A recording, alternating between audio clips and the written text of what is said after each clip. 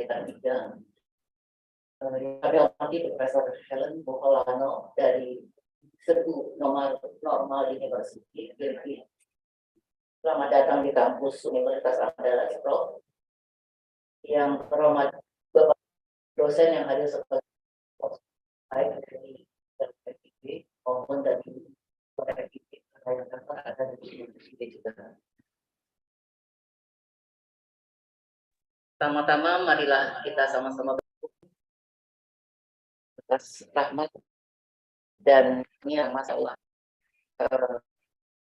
pada kita bersama disehatkan badan bersama-sama di ruangan ini mengikuti kegiatan kita hari-hari. Selanjutnya salawat kita hadiahkan kepada Nabi besar Muhammad SAW yang telah memberikan cerahan dan dunia ilmu pengetahuan yang seluas-luasnya kepada kita bersama hingga pada hari ini. Bapak Ibu hadirin yang berbahagia, sedikit kami sampaikan bahwa workshop ini didasari oleh pemikiran bahwa sehari-hari dosen itu di depan atau diberi tugas mengajar yang sangat hampir setiap hari, meskipun kita minimal diberi batasan 11 SKS, tapi tidak banyak di antara kita yang melebihi itu beban tugas mengajarnya. Mungkin ada yang sampai 20, bahkan 25, sampai ada yang 30 SKS seperti itu. Namun beban mengajar seperti itu ternyata membuat dosen-dosen ini tidak dan juga publikasi terhimpit oleh tugas-tugas mengajar ini. Padahal sebenarnya dari beban mengajar itu punya peluang bagi kita untuk mencari ide-ide penelitian, mencari ide-ide topik artikel untuk dijadikan bahan artikel karya ilmiah yang bisa kita publikasi di tingkat nasional ataupun internasional. Pada kesempatan ini kita dikunjungi oleh seorang profesor dari Filipina yang datang, Profesor Helen Boholano, sharing dari beliau karena beliau adalah seorang pakar di bidang education, juga di pendidikan. Jadi dengan dasar pemikiran seperti itulah kami dari Departemen Sastra dan Budaya mengadakan teroris. Antara ini juga sekaligus menjadi laporan kepada dekan dan untuk kesempatan berikutnya kepada dekan yang diwakili wakil dekan 3, kami harapkan memberikan sambutan dan sekaligus membuka acara ini secara resmi. Terima kasih. Assalamualaikum warahmatullahi wabarakatuh.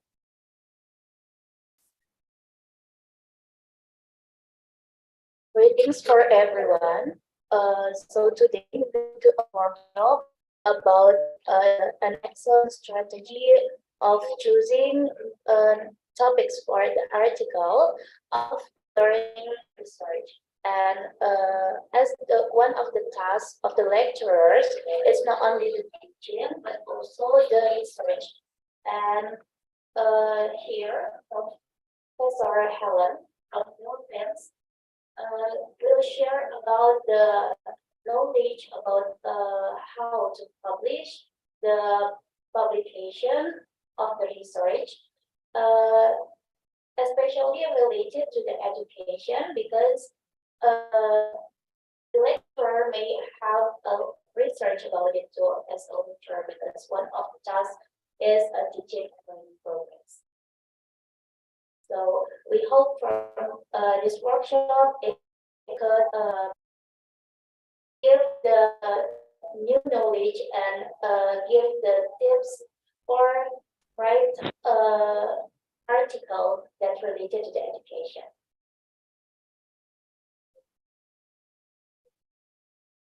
Terima kasih.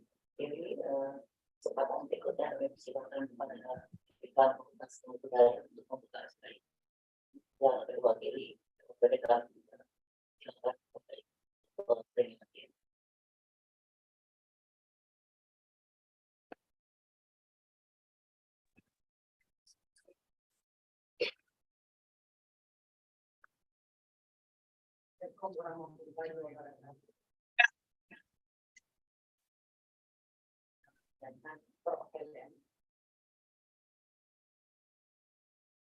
yang sudah mati, kedua departemen dalam keadaan fosil. Selanjutnya Bapak Ibu dan yang hadir di ruang ini maupun yang hadir di ruang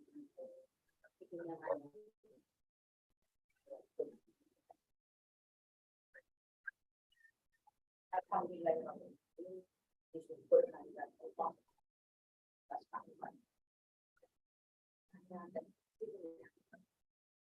Kita berada dalam keadaan ini.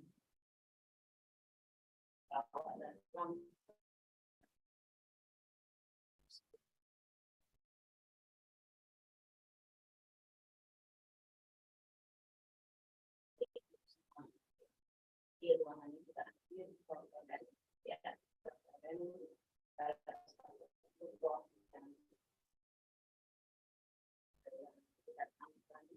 untuk program ini profesor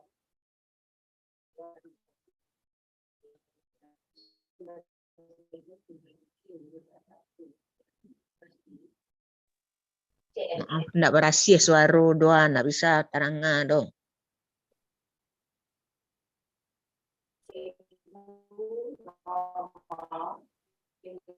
positif. Beliau sendiri akan mengajar di semua program. Beliau juga akan memberikan bimbingan kepada dosen yang sedang melakukan yang bukan dengan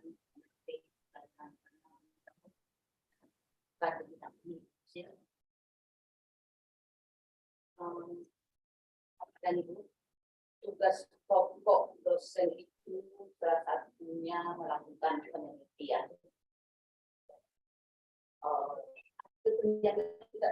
Dengan dalam bentuk laporan, warnanya tidak cukup dengan laporan, dalam bentuk laporan. Harus dipublish, harus dipublikasikan ke jurnal supaya orang lain ya bisa membaca hasil penelitian. Ya. Hibah-hibah penelitian yang ditawarkan pada kita, ada penelitian yang kita berikan dan juga dari maka masyarakat orang itu adalah artikel. Itulah bisa digunakan penelitian. Kan mau yang masuk ke fokus. Nanti mendapatkan rumah kita baik.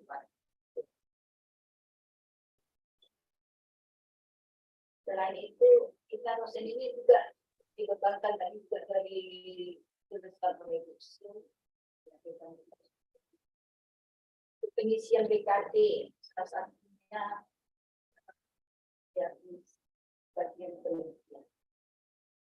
Nah, itu laporan terus artikel. Bahkan ada syarat khusus untuk yang level kepala. Ya. Yang kepala itu kalau tidak salah ya artikel yang terbit di jurnal terindeks.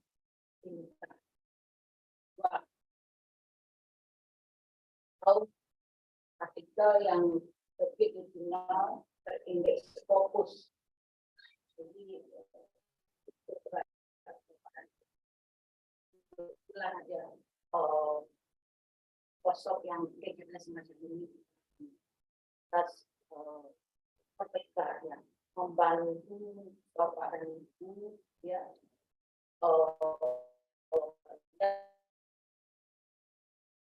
dalam menulis artikel sampai pada pendataan kita sudah mendapatkan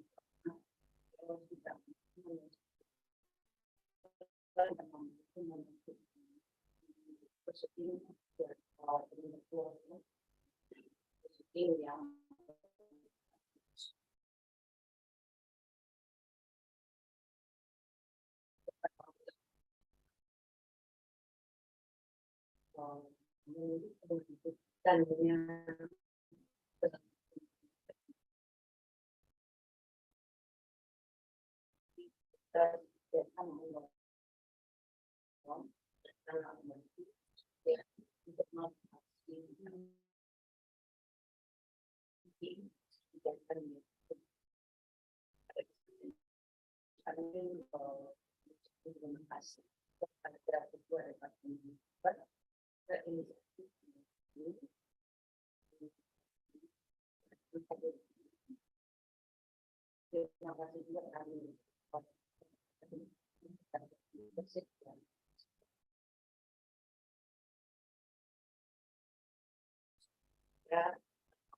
ya.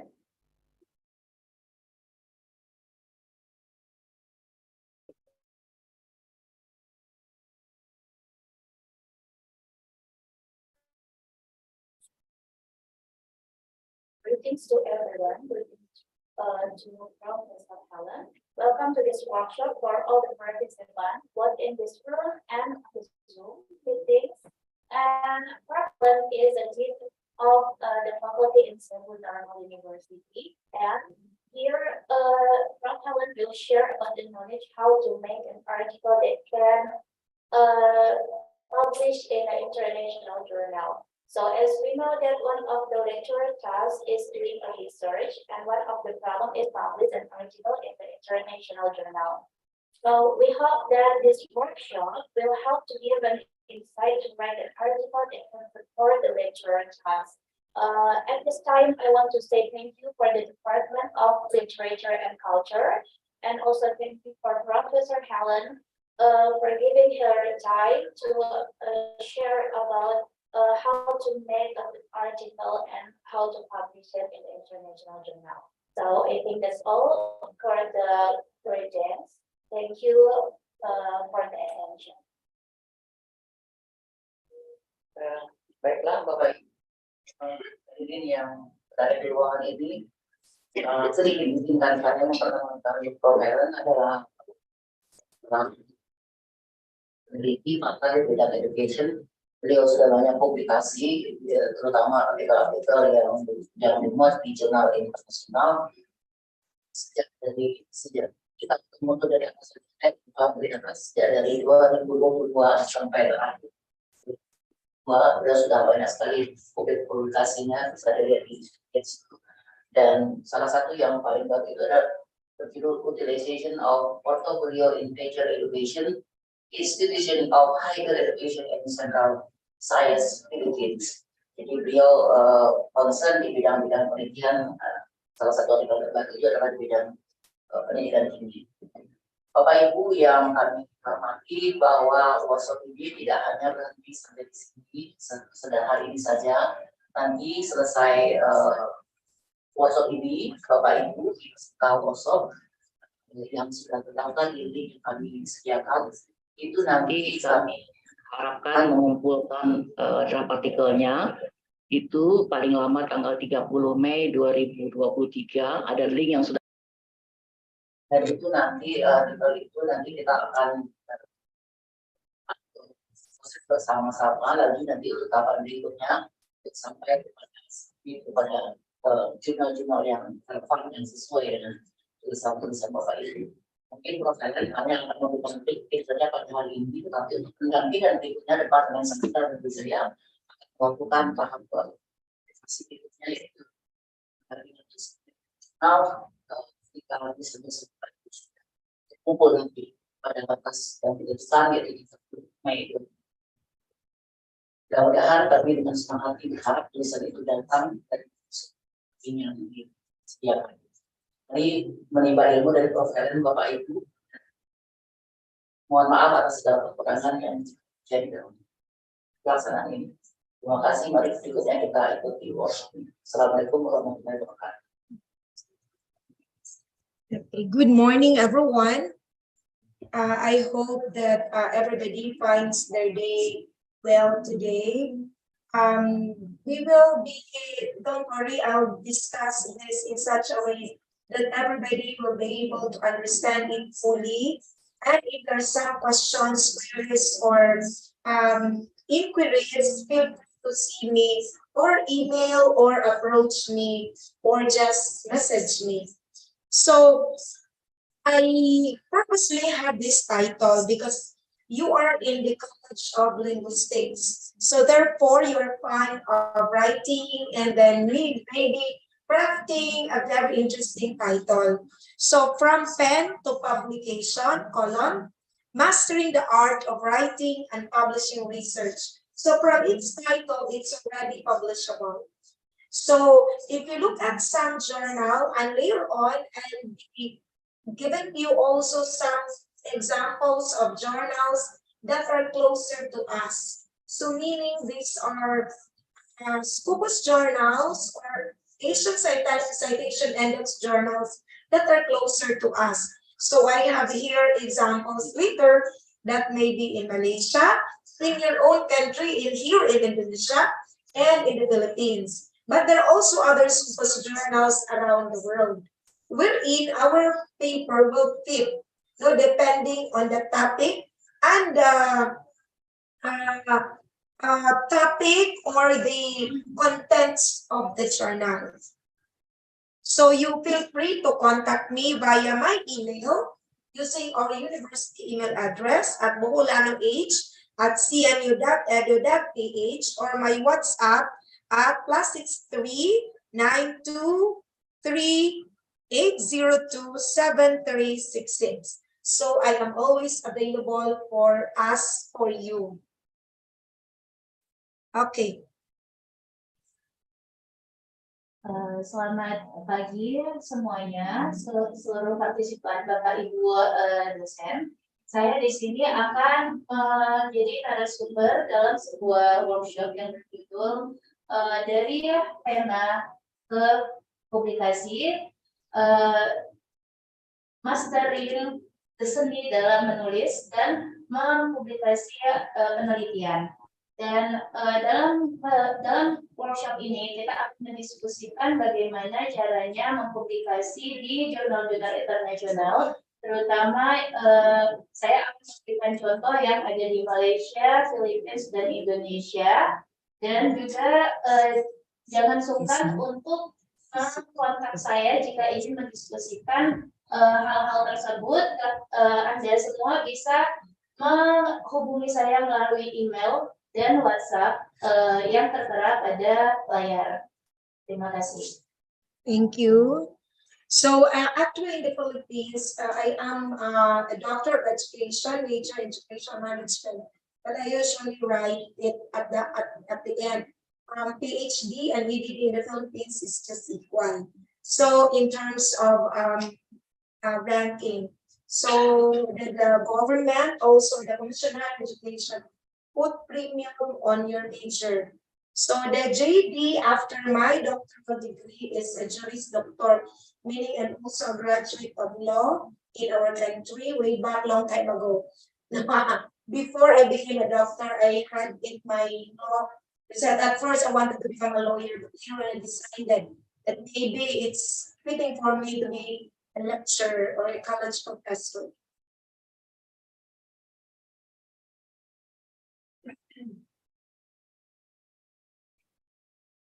Okay, so here are the learning outcomes. First, it understand the key principles and best practices of writing, research, and publishing. Second, it will interpret the findings, conclusion, and of course, gain insights into the peer review process, because peer review is a long process. Then lastly, identify appropriate journal and navigate the submission process. Jadi pada slide ini saya akan menjelaskan, pada workshop ini saya akan menjelaskan yang pertama adalah bagaimana untuk mengerti prinsip-prinsip kunci atau key principles dan bagaimana cara terbaik untuk menuliskan penelitian dan publikasi. Kemudian bagaimana menemukan research finding atau penemuan dalam riset dan bagaimana caranya menjelaskan atau menuliskan conclusion or kesimpulan. Dan juga di sini akan dijelaskan bagaimana proses peer review, karena itu adalah proses yang salah satu yang sangat panjang, dan bagaimana mengidentifikasi jurnal yang sesuai untuk menjadi media publikasi artikel Anda semua. So the contents of the presentations are as follows. We have understanding the research writing process. We also have structuring an effective research paper, crafting an engaging introduction and background, because in the afternoon we'll have the writing, so those in the Zoom can also consult me via Zoom or in person. Then the methods and materials are, we will be describing our research design, then presenting and analyzing the results, and lastly, interpreting findings and drawing conclusion.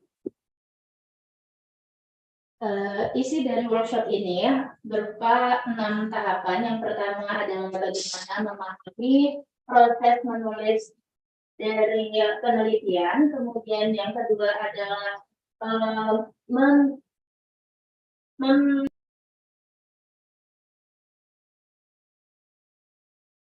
kemudian bagaimana mengkaitkan dengan baik antara latar belakang dan pengantar dan latar belakang. Kemudian yang keempat adalah metode dan material, yang mana di sana akan dijelaskan bagaimana menggambarkan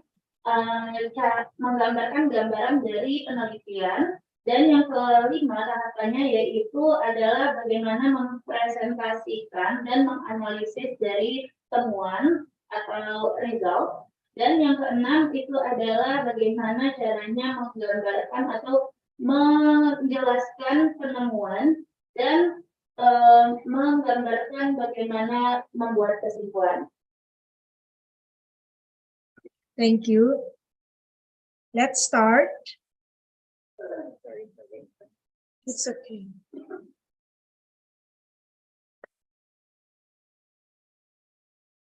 So the first questions that maybe come to our mind is, how does research contribute to shaping our future? If you look at the trends of the different educational system is future thinking. So I think it's not new to all of us, especially in the academy. Because this time, especially after COVID, we look into planning our universities, planning ourselves, and planning our students' future. So how does research contribute to shaping our future society? In other countries, in Japan, it's already society 6.0. We are developing countries just embrace the fourth industrial revolution. The question is, when we will be conducting research, we should see to it that our research can help our university, not only for our professional development, because when we conduct research, we will be promoted, but also when we conduct research, we can contribute to the future of our university.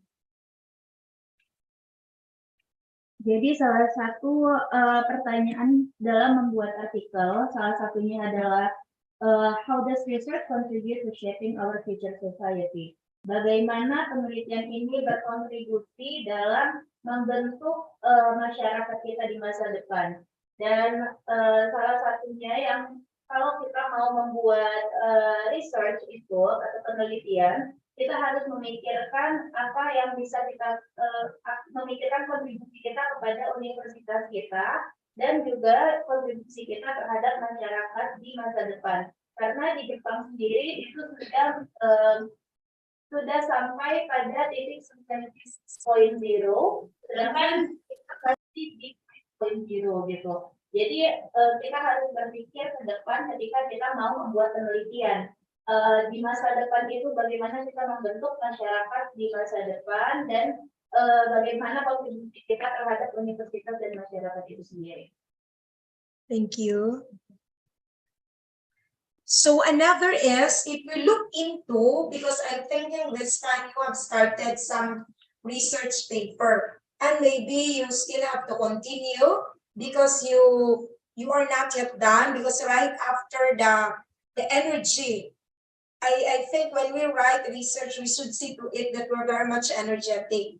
So if we are already engrossed of doing it, just finish it right away. Because if you will not be able to finish, the tendency will be you don't like to do it anymore because there are things that you failed to do because you will forget, or maybe that is less of your priority. So we will look into this question. What is the significance and relevance of my research topic? How does it contribute to the existing body of knowledge? To make it short, what is the difference of your study to the previous study conducted?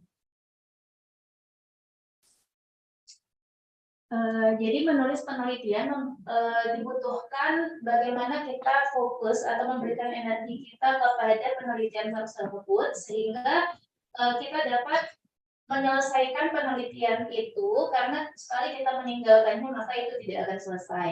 Jadi apa sih yang topik yang kita harus berpikir bagaimana caranya memilih topik yang relevan dengan penelitian kita dan bagaimana itu dapat berkontribusi kepada pengetahuan yang ada dan bagaimana kita membuat atau mengendap research tersebut sampai itu selesai.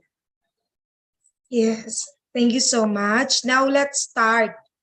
So we will look into decisions on research orientation and use. So this is the first thing that will come up to our mind.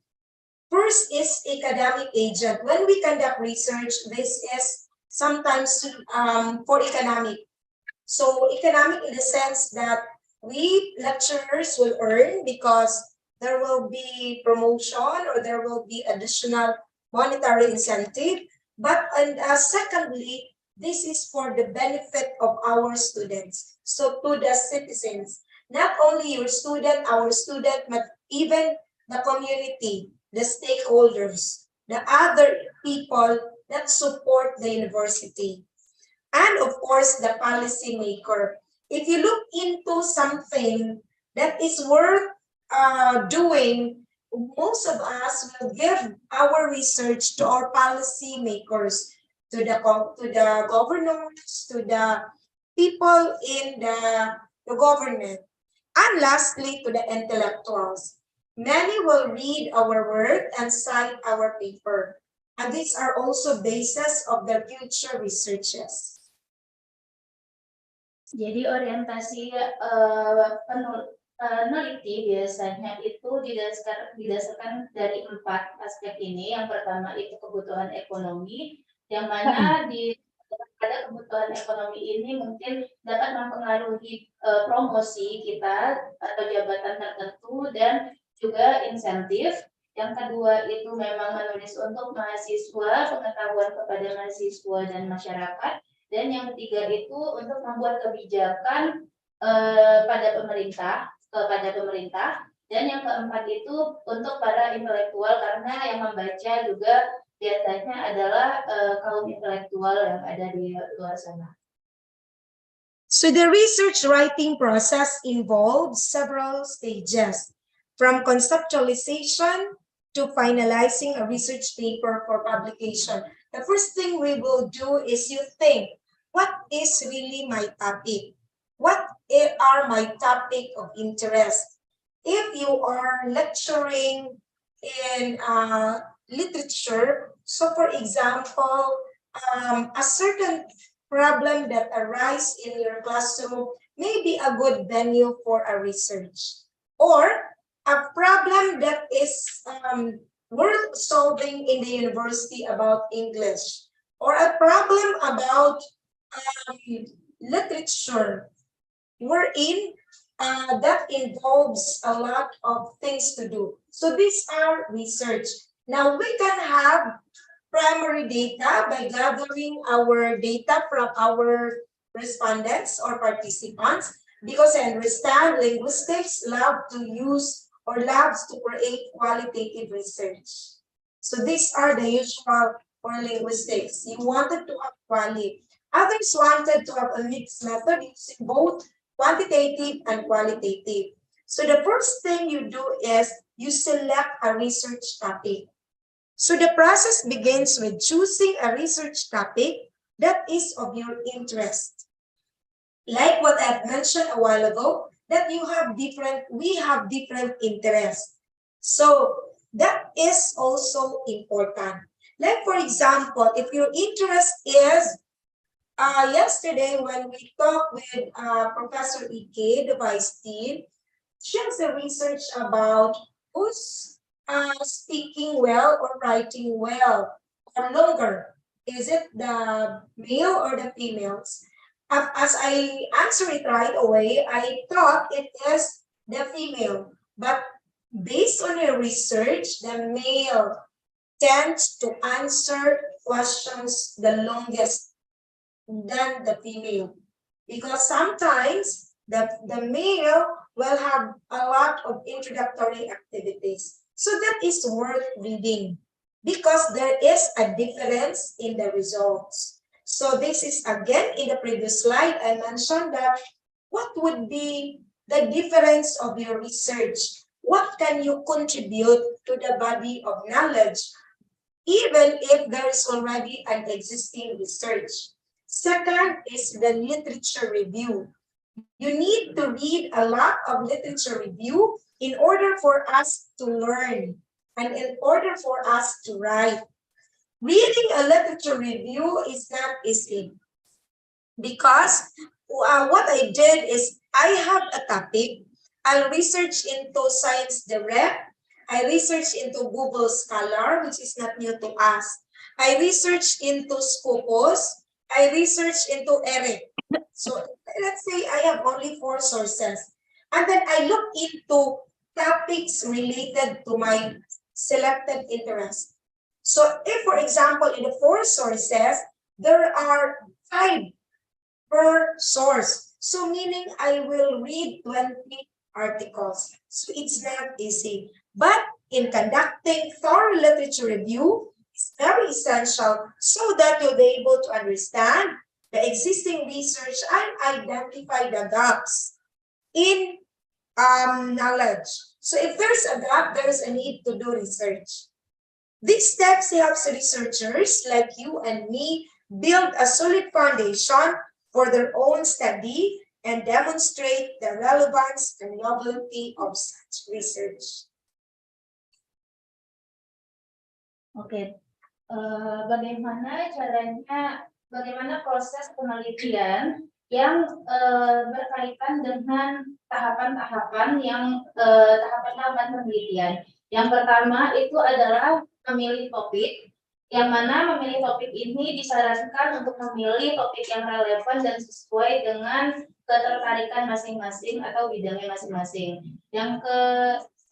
Dan biasanya, misalnya ada di sini adalah bidang sastra, maka pilihlah masalah yang berkaitan dengan sastra, baik itu dalam pengajaran sastra maupun apakah ada permasalahan yang ada di universitas yang bisa menjadi topik dari penelitian, sehingga penelitian disarankan untuk memilih topik yang relevan dan yang menarik bagi masing-masing peneliti. Kemudian yang harus diperhatikan adalah salah satunya itu perbedaan dari penelitian lainnya, karena beliau punya pengalaman ngobrol dengan Bu Ike bahwa Bu Ike meneliti tentang siapa yang paling lama berbicara, apakah perempuan atau laki-laki, dan ternyata Prof saya berpikir bahwa bahwa siapa yang berbicara lebih panjang itu adalah perempuan, tetapi ternyata research-nya Bu Ike menemukan bahwa laki-laki yang memiliki pembicaraan atau yang jauh lebih panjang. Dan kemudian disitulah ternyata ada perbedaan dari penelitian. Jadi salah satu hal penting lainnya adalah memilih topik atau perbedaan atau memiliki perbedaan dari riset-riset sebelumnya. Dan yang itu berkaitan dengan tahapan yang kedua, yaitu tinjauan pustaka.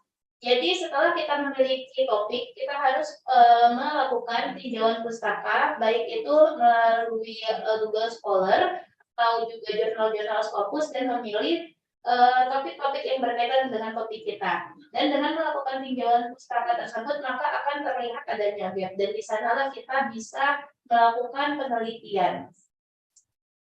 Another is, after selecting, then doing the literature review, the next is formulating research questions and objectives. So if you have already read, the next thing you do is, what are your objectives, or what is your objective?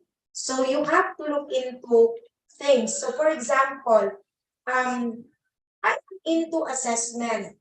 So we have a study that I'll be showing it to you later on the use of electronic portfolios, especially during the pandemic, in the different teacher education institution in Central Visayas, that is in the Philippines. So what we wanted to do, so it is a mixed method. So we developed the research questions. After developing the research questions, look into the design. How will you work on that? How will you gather the data? Researchers need to carefully design their study and select appropriate methodologies and data collection technique. This includes determining the sample, how many respondents.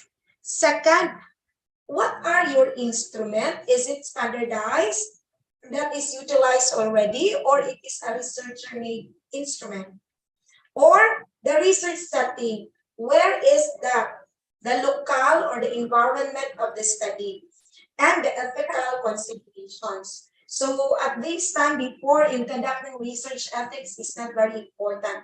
But this time, we look into that the ethical consideration is there, that we are not going to do research without the ethics clearance. Some university has a research ethics board. So in our university, we have research ethics board.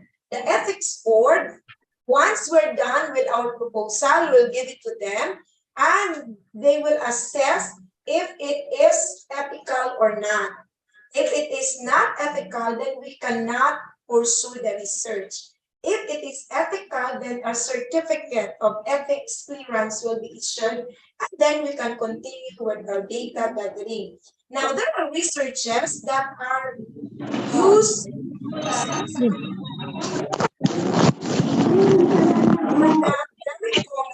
systematic review.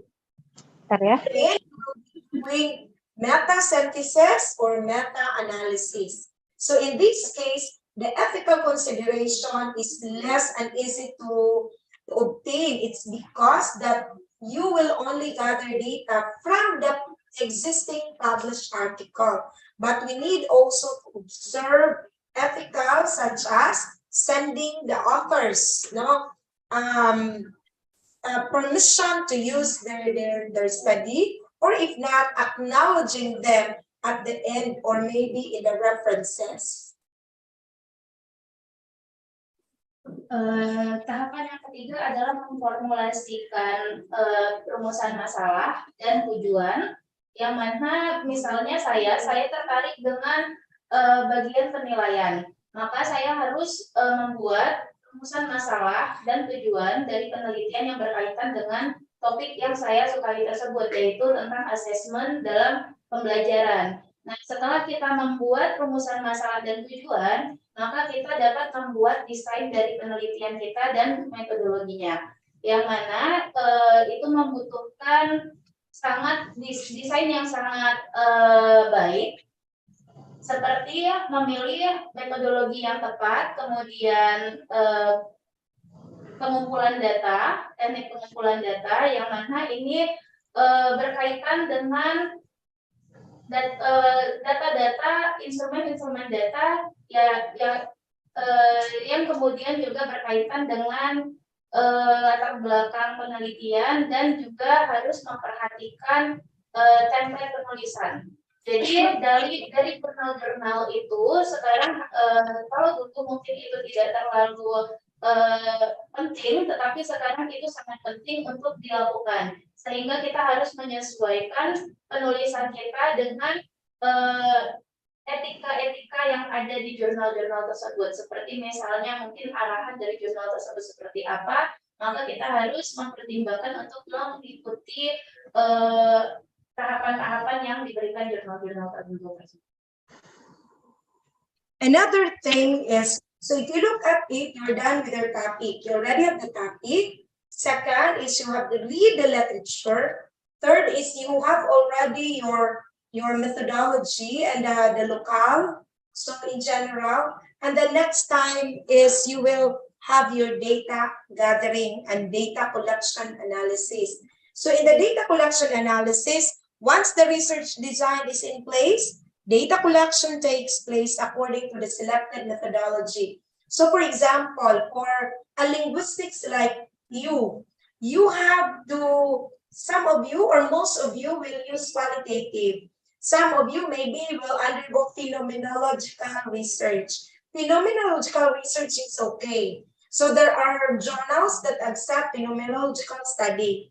Or maybe you wanted to have, but it depends on the methodology that you will use. Let's say you will use phenomenological, but how will you analyze the data? Is it Collazy, wherein it has steps, or it is the Brown and Clark?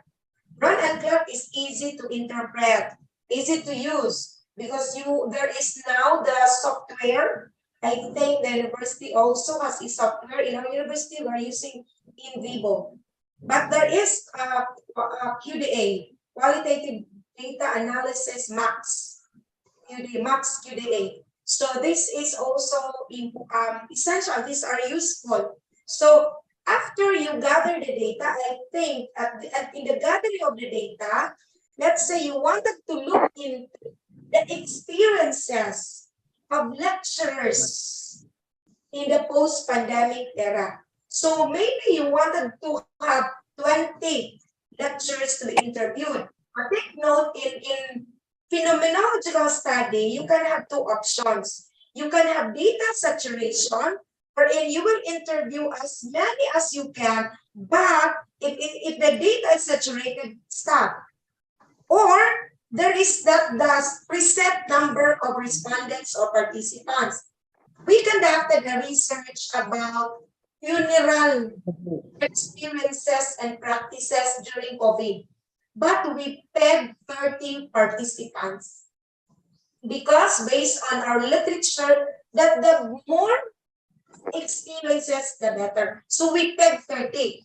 Even if the data is already saturated at the 25th participants, we continue until 30 because that is our methodology. So it depends on our methodology. Another is writing the manuscript. I don't know, because me, I'm not a linguistic like you. I'm an educator, but I am more on mathematics because my master's is management, special education, math.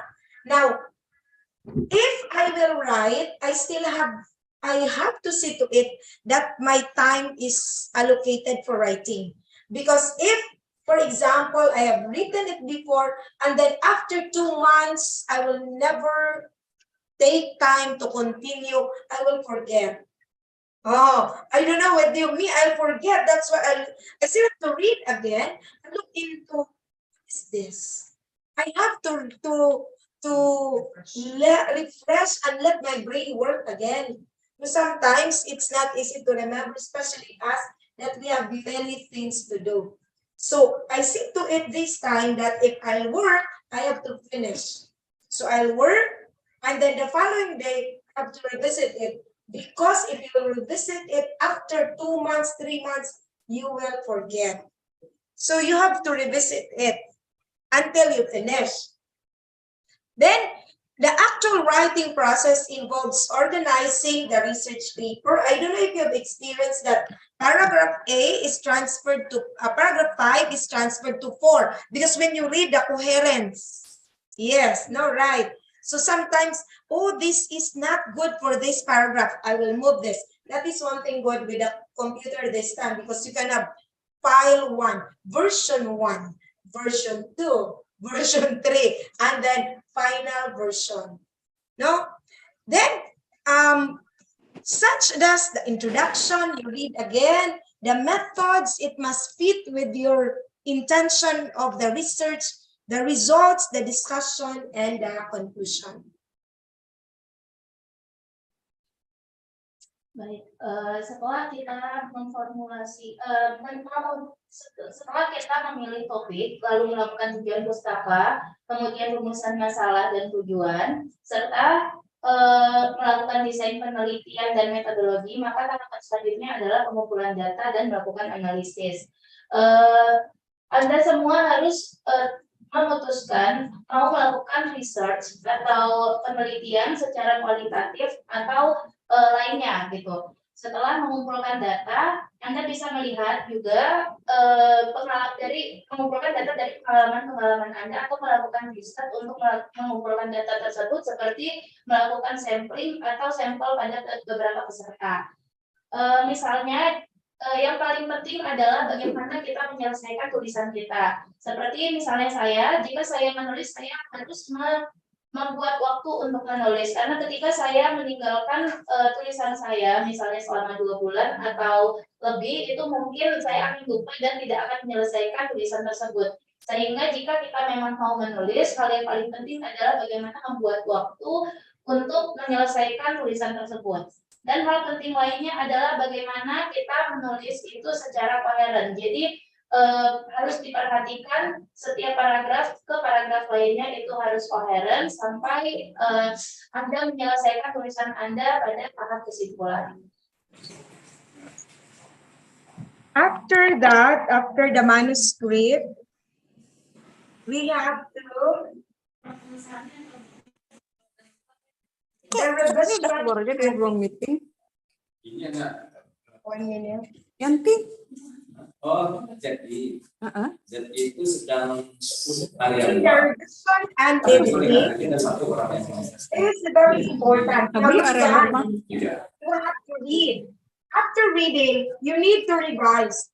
So, after completing the initial draft, researchers review and revise the Ang manuscript ikut Jackie. for clarity, logical flow, and coherence in formatting. Sometimes we have a problem with citation.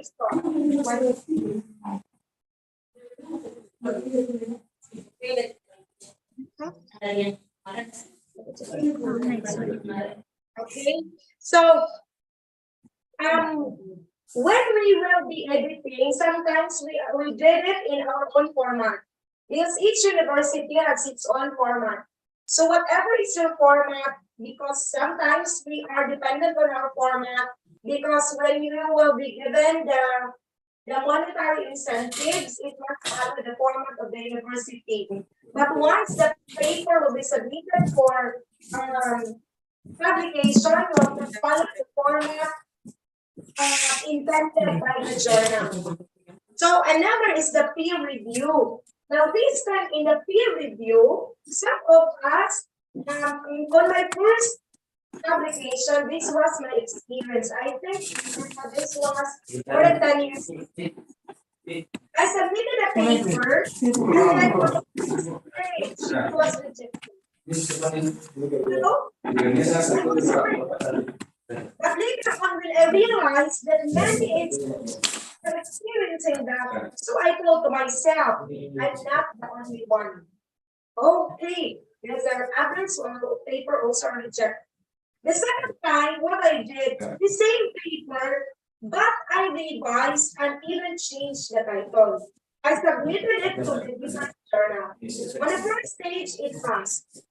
Second stage, it has a lot of different. Fourth stage. Ruth. Halo Ruth. Your paper Kan is masuk Ale Ruth. Sebentar yo. Ya. That's the fourth stage. So what I did, I really refined. Because for me, I am already kind of clear. That's the fourth phase. Until that, it's in the fourth phase. I really love it that it makes to be published. I did it and change the page that you want to see. What mana Pak happened? Sabril? Pak Sabril. Until in the 7th time it was published. So it is a long journey. It's a long journey that I don't want to go anymore. So after publishing my first book, it was published for like 3 years. I don't like the long steps. President, because we were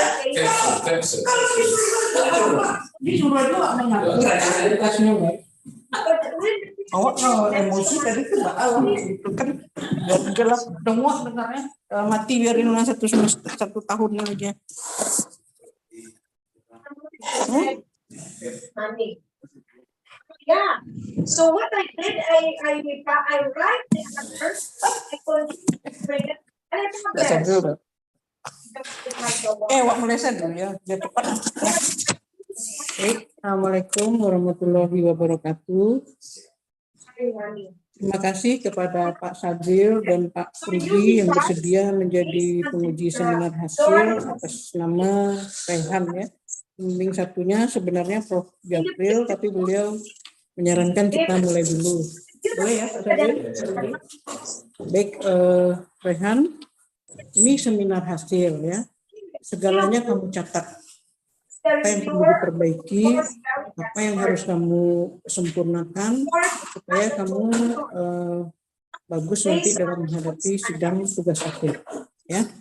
Oke, seperti biasa kamu presentasi dulu, tidak lama-lama ya, lama 15 menit. Coba kamu paparkan dengan baik apa yang kamu kerjakan, kemudian baru kita minta diskusi saran dari Pak Sabril dan Pak Rudi ya.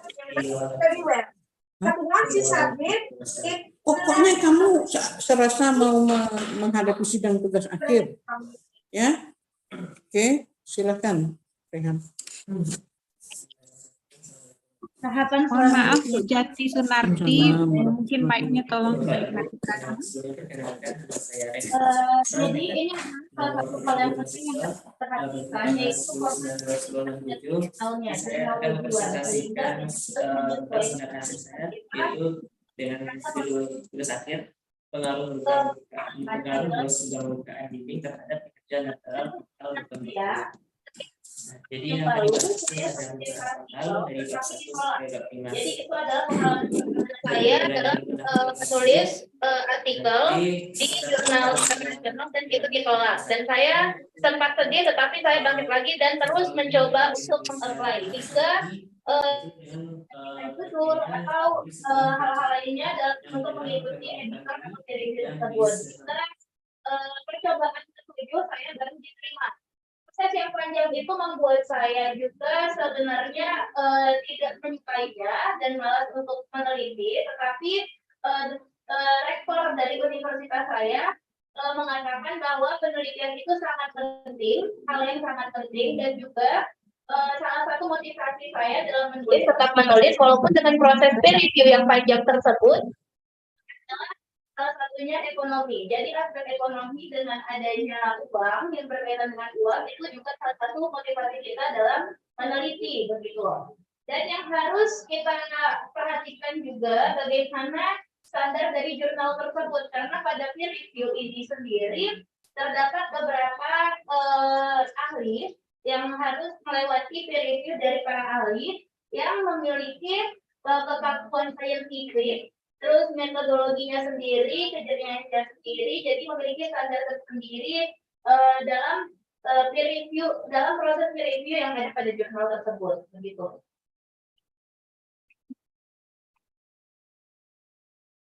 Another thing is after the revision based on the peer-reviewed article, we need also to look into publication and dissemination. So once your paper is already published, that's hooray. So that's fun and that's worth reading and that's worth celebrating. But there are also times that we need to disseminate, like research forum or conference. I don't know what's the practice in your university, in our university in the Philippines. we have to disseminate it. Now, we can disseminate it several times. And then the government, the university will spend for our presentation. But in most cases, as the dean of the college, I will remind the lecturer to present it once, because if you will be presenting it several times, the point is just the same.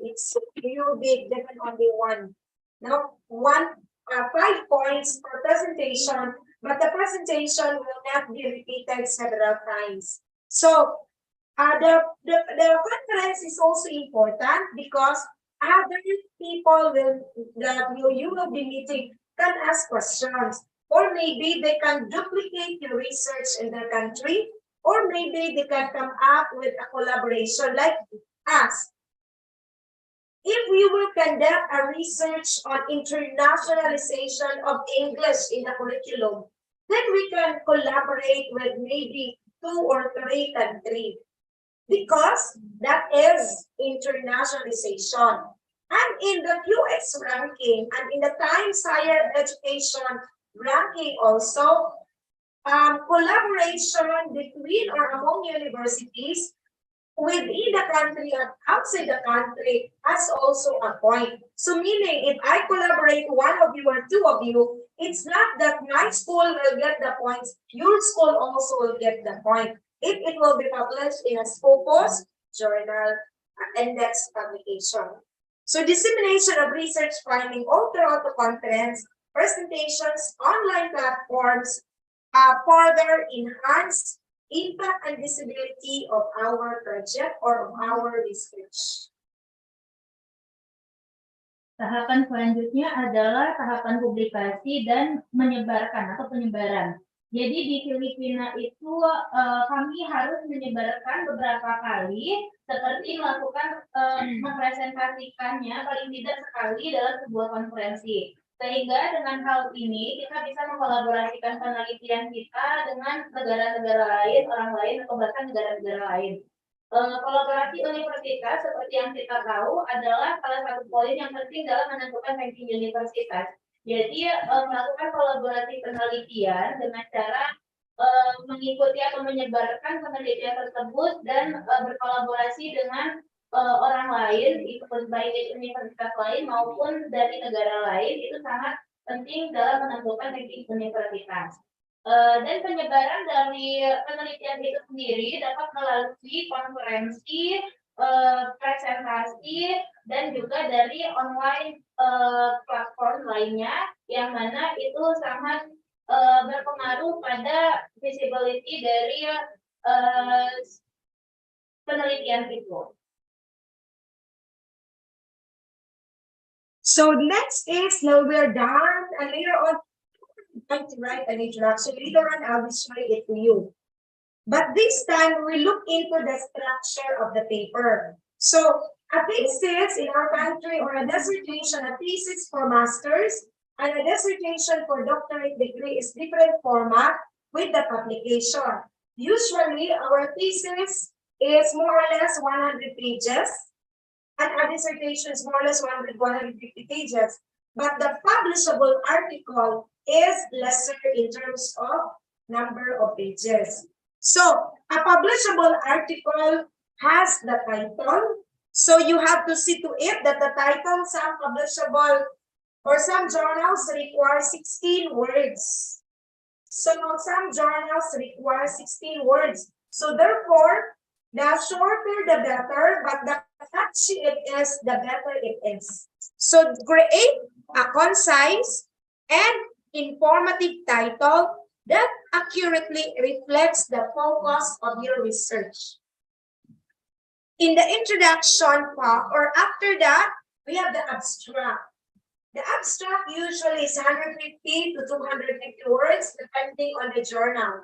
There are some journals that needs or require only 150 to 200 words. So we have to follow the journal requirement. So abstract provide a brief summary of the research, highlighting the objectives, the methodology, the key findings or the results, and the implications. So keep it concise, clear, and typically limited to 150 to 250 words, or depending on the journal requirement. And then the next is introduction. The introduction usually starts with a catchy sentence. So education is life. That is some catchy word, a sentence. Then you start with a bigger scenario. If your interest is internationalization of English as a medium of instruction, this is just a sample. So you start with international scenario. What are some countries internationally that internationalize English as a medium of instruction? Then national, how about in Indonesia? Then local, how about in your own school? And state the gap. What is the gap? Is there a gap when we say internationalization of English language as a medium of instruction? So these are examples. Now it may not be your interest. So you state the gap, and then that form our introduction. There's some journal who term it as rational or rationale. So whatever it is, that's the introduction of our research. Another is a literature review. The literature review is optional in some journals. Have you seen a journal that do not require literature review? So there are journals that do not require, but the literature review is embedded within. So it is embedded in the introduction, it's embedded in the results and discussion. But there are journals that requires literature review, or other journal term it literature cited. So whatever is the term and whatever is the need of the journal, we need to follow. Another is the methodologies, and it's the problem is the heart of research, but the methodology will tell us what kind of research is this, or what kind of research are we doing or are we working. So describe your research design, including the research approach, data collection methods, and the sample size. So you have to cite authorities. So for example, you use descriptive quantitative research like Criswell. So how is Criswell did that descriptive quantitative research? You will analyze the data of your qualitative by Husserlian. So how is Husserl do it? Or you will use the qualitative analysis of Brown and Clark in 2006. And there's an updated in 2014. So how will Brown and Clark data analysis be used in relation to your study? Then the results and discussion. This time you look at your problem or you look at the objectives. So if you have two objectives, there are two answers also. There are two tables or two things that will be found in the results and discussion. Then after that is the conclusion. The conclusion summarizes the main findings of the study. There's some journal that the conclusion is per problem. There are also some journal that the conclusion is general. So whatever is their need, you follow. It's not that you will say, I was taught this way. Yeah, you were taught that way, but the journal has its own way. So we have to adapt what they wanted to do. We are adapting. And lastly is the recommendations. Recommendations. There are also journal that uses conclusion and recommendation. There are also journal that do not require recommendation. Then the references. Now, in education and social sciences and humanities, use APA 7th edition. But for pure literature, you use MLA, right? So it depends on your study. If you are studying for a literature, then you use MLA. If you are studying for education, health sciences, and humanities, social sciences, then you use MA. Whatever is the need of the journal, then follow. Now, there are other journals who are also requiring checkable one-over referencing style. So we need also to be adaptive. kualitas dan reputasi program tinggi kita semua. Dan tentunya akan saya banggakan Ini adalah salah satu sekalian struktur dari artikel yang efektif. Yang pertama itu adalah penulisan judul. Jadi penulisan judul itu tidak boleh terlalu panjang dan tidak boleh terlalu pendek. Biasanya skripsi atau tesis di Filipina itu lebih dari 100 halaman dan artikelnya biasanya 16 halaman.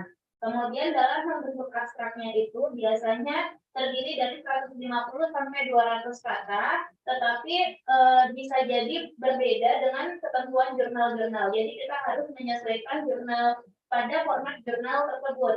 Ada beberapa jurnal yang membutuhkan cuma 100 sampai 200 kata dari abstraknya.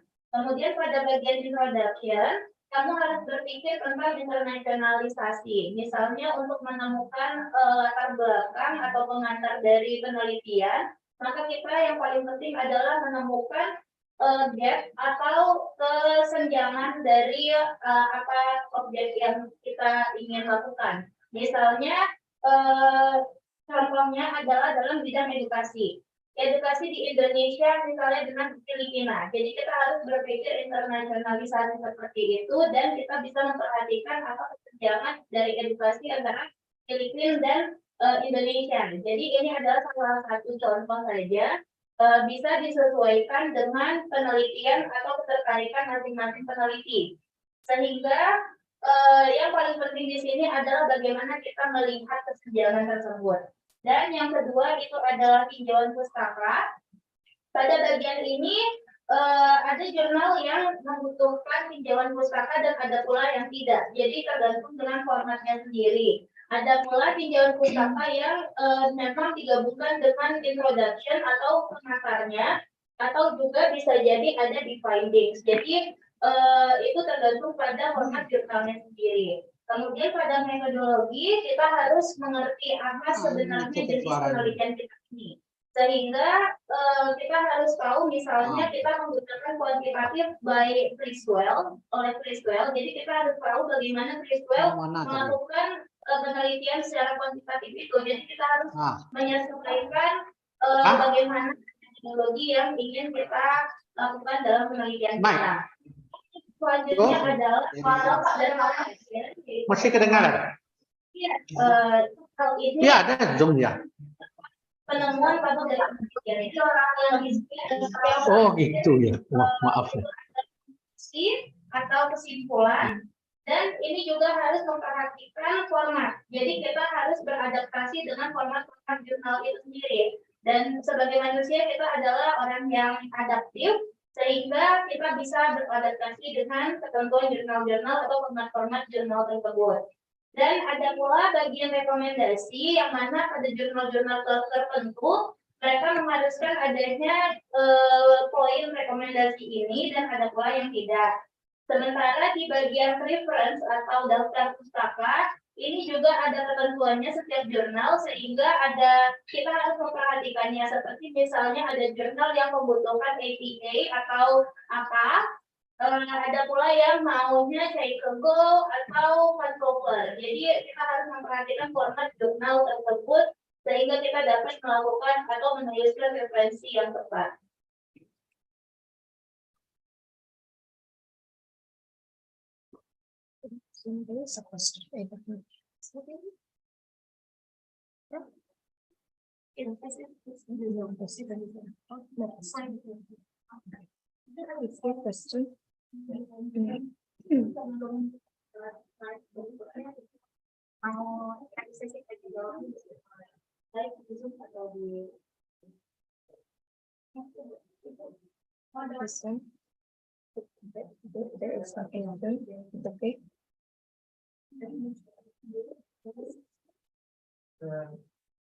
Bapak Ibu yang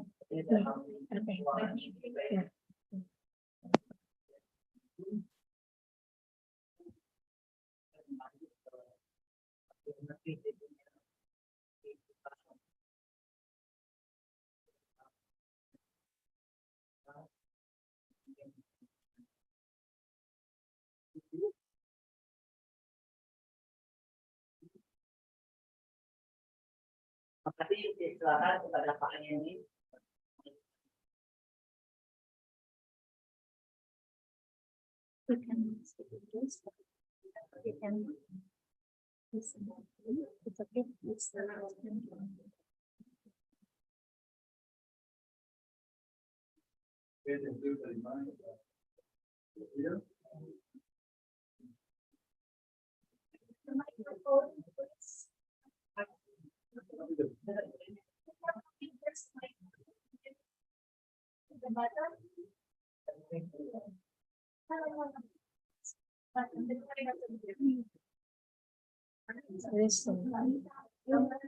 I'm not working. I'm not. Here. Yeah, no problem.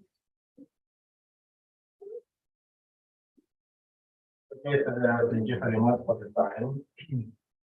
Introduce myself, my name is Ayandi. And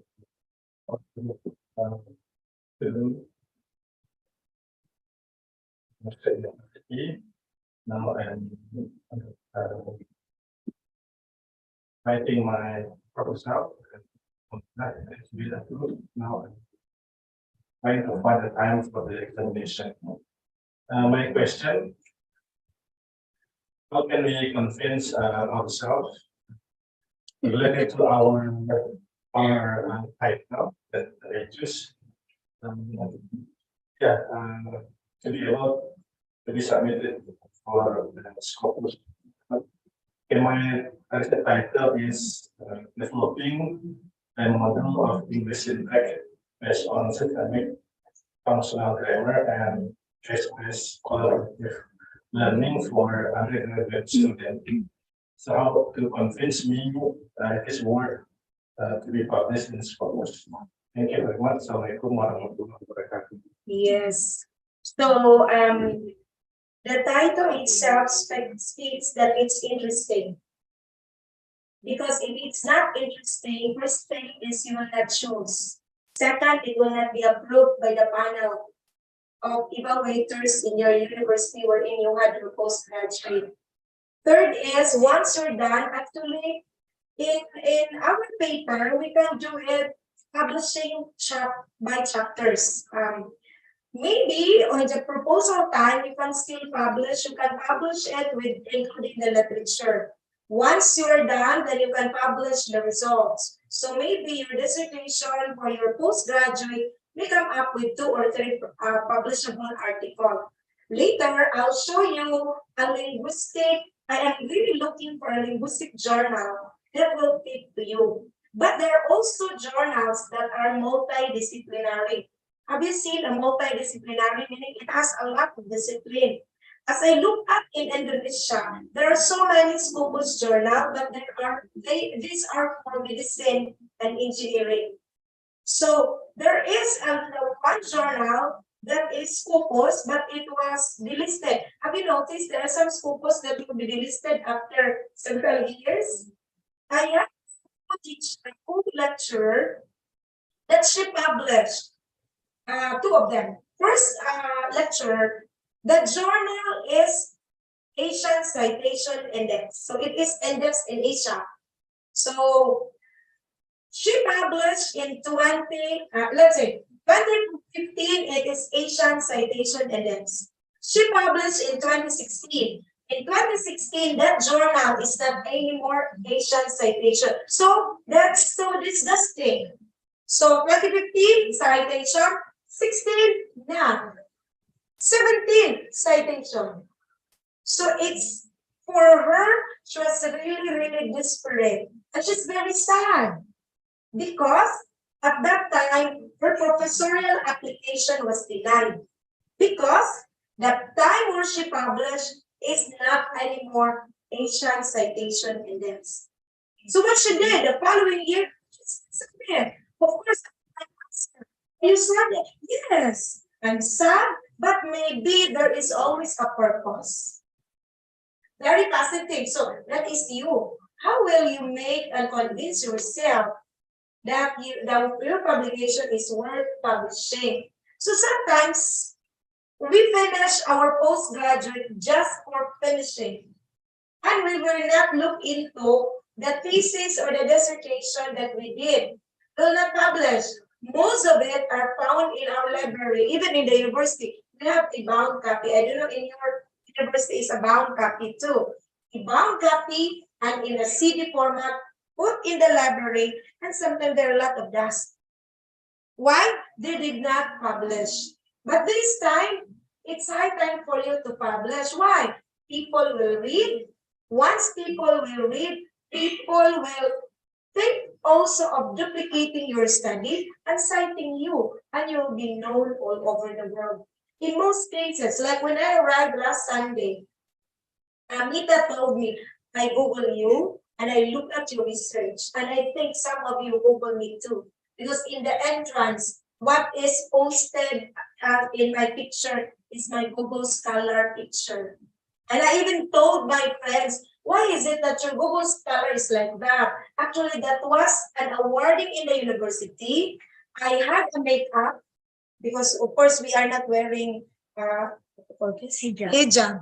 So our hair is this. So what I did, I had my hair curly, and I will change a gown. So that's why it's like that, because it's easy to get. No, it's easy to change. And my co-teacher asked me, why is it that is your profile pic? I told them in just jokingly, I wanted to look beautiful. And then they told me, how about using that picture is in the university, the picture that I show. And then I jokingly tell them, well, maybe people will read my paper because they're distracted. What kind of researcher are these? But actually, it's just a joke because we should be looked formally. But until I was not able to change. But it is why? Because I believe people are reading my work. Now, when some told me, my co-teacher told me that your citation is increasing every year. But my citation is 600 plus. It's not that many. There are researchers that reaches 4,000, 5,000. And maybe I told myself, maybe in perfect time, that's perfect time, I'll be doing that too. So what will I do is write so that they wanted to read, because a lot of articles posted, a lot of articles published, and sometimes we also write books. So in the Philippines, we also write books used in the school. Though e-books is in, but the government are still requiring to have hard copies in the library. Why? Because there are times that the e-books without electricity, for example, if there will be brown out or black out, at least then the book can still be read. So again, you can be motivated to publish your paper because number one, the title is worth publishing. Number two, I'm very, very sure that not only Indonesian will read your paper, all other countries that use their mother tongue as the medium of instruction, because your study is in English and you're in Indonesian. It's very rare for that. So see, so that's worth publishing for. So let me continue. By the way, in the Zoom and in here in person, feel free to ask questions.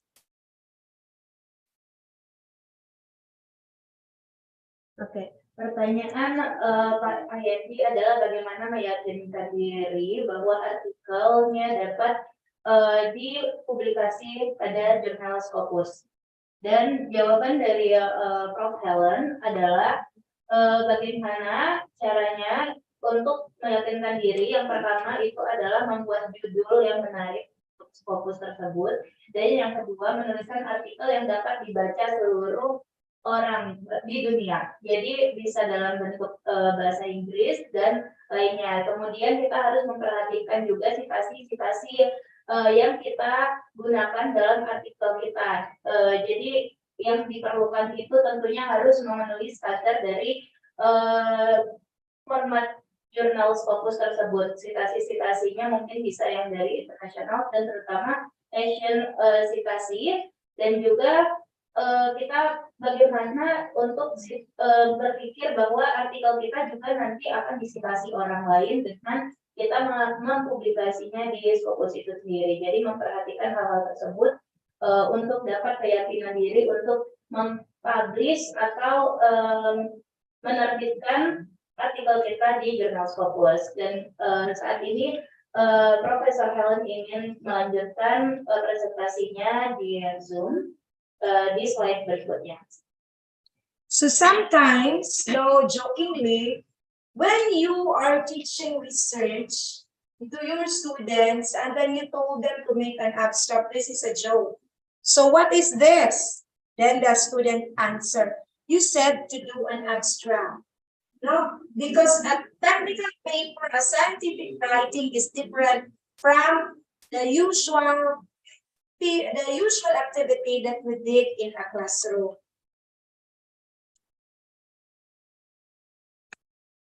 Pada gambar di slide dapat dilihat bahwa ada seorang siswa atau mahasiswa yang bertanya, ada seorang profesor atau dosen yang bertanya apakah ini, dan mahasiswanya bilang kamu memerintahkan saya untuk membuat abstrak, tetapi yang ditampilkan adalah sebuah lukisan. Jadi ini adalah it's a joke, because abstrak yang kita maksud itu berbeda dengan abstrak yang bisa jadi terminologinya lain gitu. Jadi di bidang lain abstrak itu mungkin di bagian bidang seni lukis itu abstrak yang berbeda, sementara pada penelitian abstrak itu tentu hal yang berbeda. Yeah, some of the universities like your university maybe has this. In the University of the Philippines, Manila, they have this one, publish or perish. Once a lecturer comes to the school, after 3 years, she has to finish her master's. After another 3 years, she has to finish her doctorate. Once they're done with the doctorate degree, then they started publishing. Publish or perish. Once the lecturer cannot publish within the prescribed year, then she will be out from the university. I don't know if your school is also doing it. In our university, we are not doing this because it's already embedded in our university code. But we are planning that those who cannot publish will not be promoted. So meaning the salary will not also increase. Oke, di sini ada sebuah frase publish or perish yang artinya itu terbitkan atau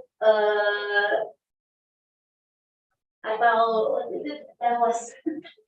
Jadi bisa dibilang ini artinya dari frase ini itu kita kalau tidak dalam universitas-universitas ada pula yang memiliki aturan bahwa setiap dosen itu harus melakukan publikasi. Jadi jika tidak maka akan diberhentikan. Jadi publish or perish, publikasi atau diberhentikan. Jadi semacam itu bisa dibilang. Tetapi di universitasnya Prof. Helen, di universitasnya di Cebu National University itu tidak diberlakukan seperti itu. Hanya saja ada resikonya, yaitu tidak ada dapat promosi dan tidak dapat naik jabatan, sehingga tentunya akan mempengaruhi dari gaji juga hal tersebut. Jadi setiap universitas itu memiliki ketentuan berbeda. Ada pula yang seperti publish or perish ini.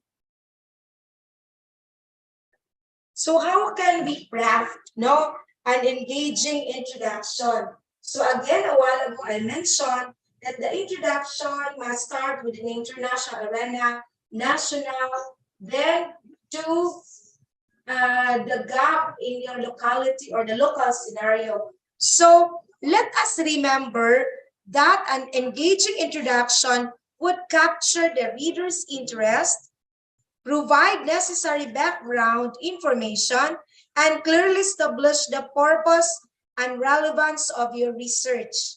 It should be concise, not too long, not too short, and of course, clear and effectively set the stage of the rest of your paper. So when an individual reads your introduction, she really likes to continue reading. So have you noticed that there are times that you read a paper and then sometimes you don't like to read anymore. But when you write a paper well, the people who will be able to read wanted to continue finish reading it. So you need to see to it that your paper is like that.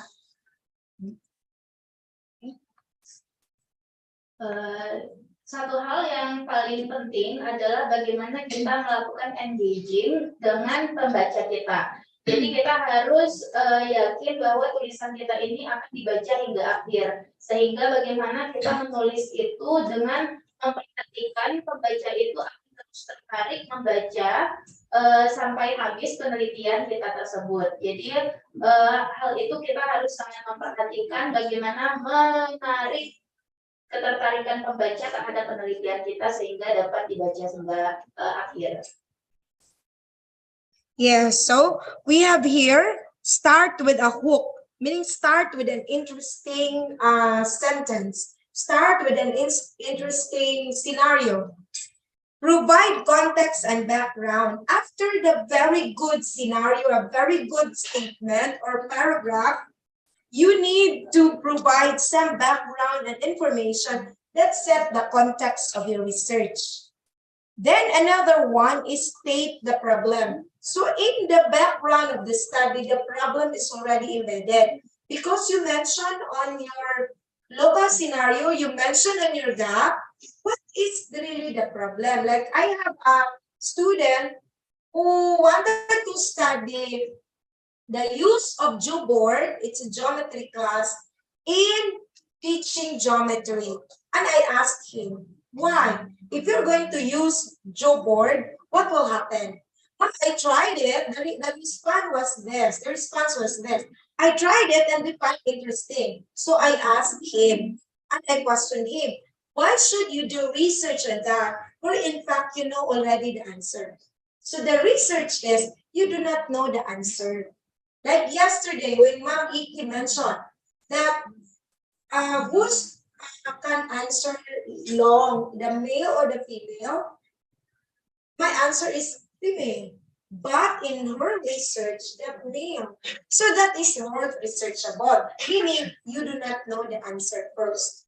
Then the second is justify the research. Explain why your research is important and why it matters. In the research of Sir in his postgraduate, then he can justify that there is a need. And that is one way that your paper is worth publishing. Another is the objective of the research must be embedded. Then outline the paper. Provide a brief overview of the structure of the organization of your research paper.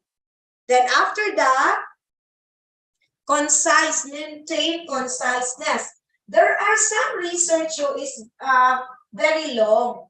Sometimes long paper cannot be published because the paper or the one book of one book of publication journal may have 10 paper. And then if your paper is very long, how come that others may still be accommodated? So see to it that maybe you will have 5 to 15 pages paper. Then lastly, you need to revise and edit. Read again, though sometimes our grammar is there are errors, but I think it's not really a problem, big problem in your case because you know the content. The only difference is because you are not using English as your medium of instruction. That's the problem. But I think, according to Ma'am Iki, you have a department who will be checking and doing it and translating it. So it's not a problem. The only thing that we need to do is motivation. Motivate yourself to do research. You may have the ability, but you are tired of doing it. Here's the rigor of research. Research is very rigorous. Sometimes when you're a student, submit a proposal, you are correcting, you're asking many things. No? And then I have a friend who is fan of correcting.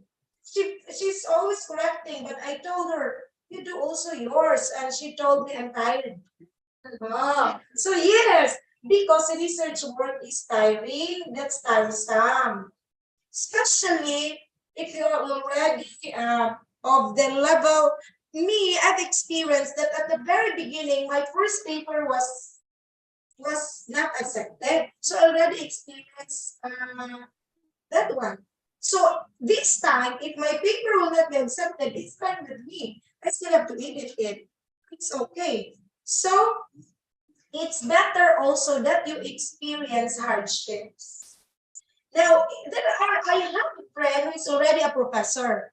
So when she doesn't like to make research because she doesn't like to be corrected. What is important is acceptance. Acceptance, like us in the family, when your parent or when your husband and your wife will tell you something, of course you will not get angry. That may be just a reminder. Huh?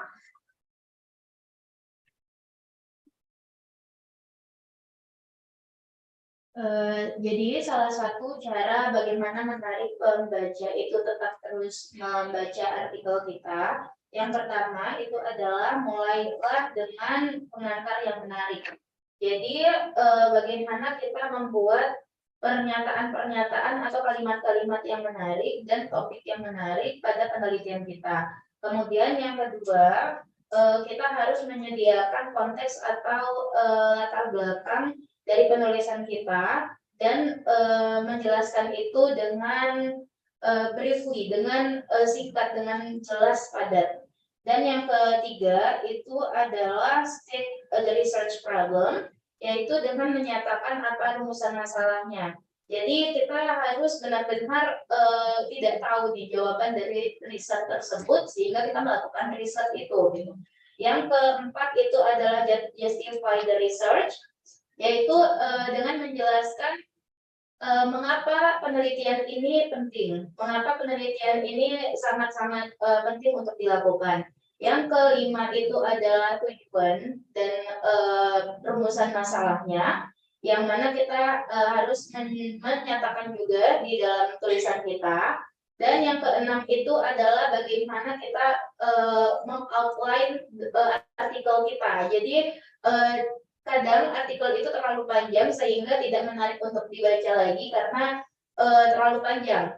Sehingga kita harus memperkirakan kurang lebih maksimal itu 15 halaman. Kemudian maintain conciseness and clarity. Jadi kita harus juga menjelaskannya dengan jelas pada artikel tersebut. Dan revise and edit. Jadi pada bagian revisi dan edit ini juga sangat-sangat penting. Banyak profesor-profesor teman saya itu memiliki masalah dalam bidang publikasi hanya karena mereka tidak ingin mendengarkan kritik atau memperbaiki penelitian-penelitiannya dengan mendengarkan saran-saran tersebut, sehingga kunci dari kita mau mempublikasi itu dan melakukan penelitian adalah salah satunya menerima kritik dengan baik, yaitu acceptance of kritik. Dan yang kedua itu adalah motivasi dalam menulis. Jadi bagaimana kita terus memiliki motivasi dalam menulis sehingga sampai menyelesaikan artikel tersebut dan mempublikasinya. So this is an example of my research. You can get this in this particular journal. 1 minute. Allow me to have the full paper to be shared with you.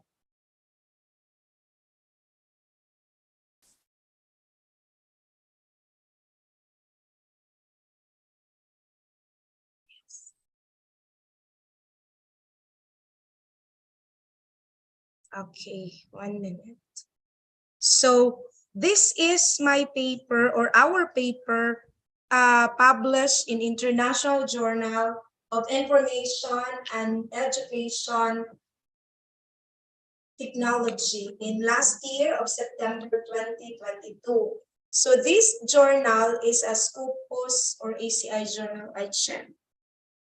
So you are going to submit in a journal that is Scopus. So because that's required, and I think your university is also doing that. So I'll try if it is a Scopus journal. Yes, it's a Scopus journal, check, or ACI. So this journal of the International Journal of Information and Technology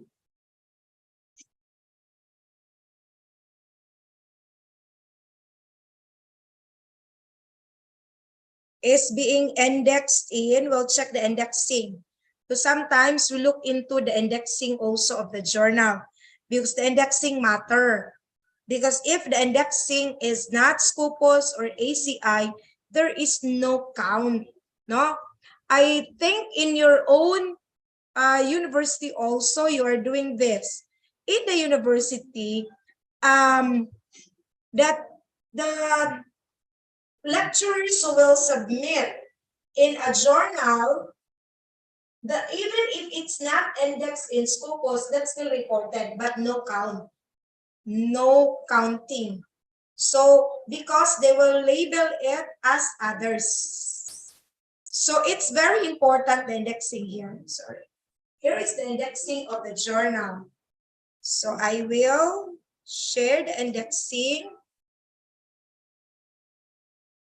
So this paper is indexed in Scopus. So we look into the indexing. So when you visited, what happened? It's something more shared here.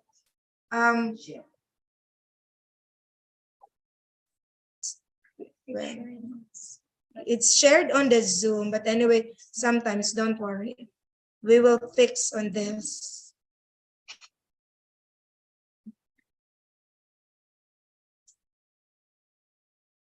Okay, 1 minute. It's duplicated. It's there. Okay. Keep changes. Okay. So this one is indexed in Scopus. So if it is indexed in Scopus, we have an edge, no? So when you click, now you determine if that thing is not expired or delisted or discontinued. Scopus use it as discontinued. You click the Scopus, then it will automatically redirect you to Scopus. And in the Scopus, it is said from 2019 to present. So meaning the journal is still there, not delisted. So that is very essential. Now in our country, that's very, very important, especially with the QNS, with the international accreditation and all, we need to have Scopus index journal. Okay, by the way, my paper is available in the Google Scholar or in the internet under that particular journal. So try to read it. For those who in the Zoom, I can share you with that article. I can share you that article because for you to also read, no, and look at how it is done. Allow me to share it. This is the number. So it's sending now in the chat box of our Zoom. Not yet sent perfectly. Okay, so it's sent. So this time we need to revisit 1 minute. I need to open the, it's there, okay.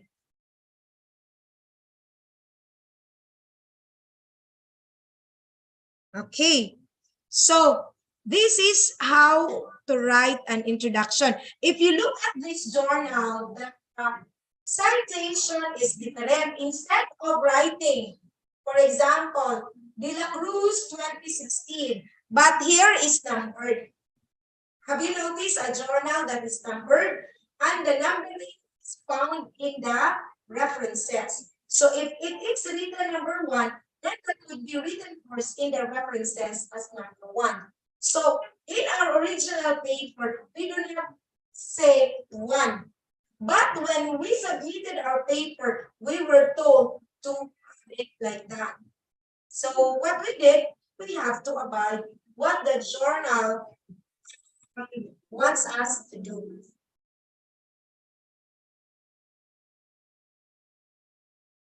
So about our research methodology. So the research methodology is very important. So in the research methodology, it is very essential that we will start with giving a brief overview of the research design and methodology. Again, I mentioned a while ago that if your design is phenomenological study or a narrative descriptive because you wanted to come up with a qualitative research, then try to convince the reader and the publisher that the method is correct or appropriate. Describe the participants or sample. Who are your participants? Let's say the participants are the freshman students in Universitas Andalas taking Japanese studies. So these are. Then include details such as total number of participants, demographic, selection criteria. If it is a qualitative, include the inclusion-exclusion criteria and the relevant recruitment procedures. Who are these participants that you included? Now, some journals do not like that the university is mentioned. Meaning, there are some journals based on ethical considerations that they don't like that the university will be mentioned. But the university as author will be mentioned. But the local environment of the study, there is no mentioning of the university. There are also journals who it's just okay for them if you mention the university. Then it depends on the journal. Then explain the data collection. Describe in detail how will you collect the data. How's the data is being collected? Include information on the data collection, the instrument or measures used, and the data collection procedure. And also the data collection time frame. If applicable, provide information on any ethical considerations.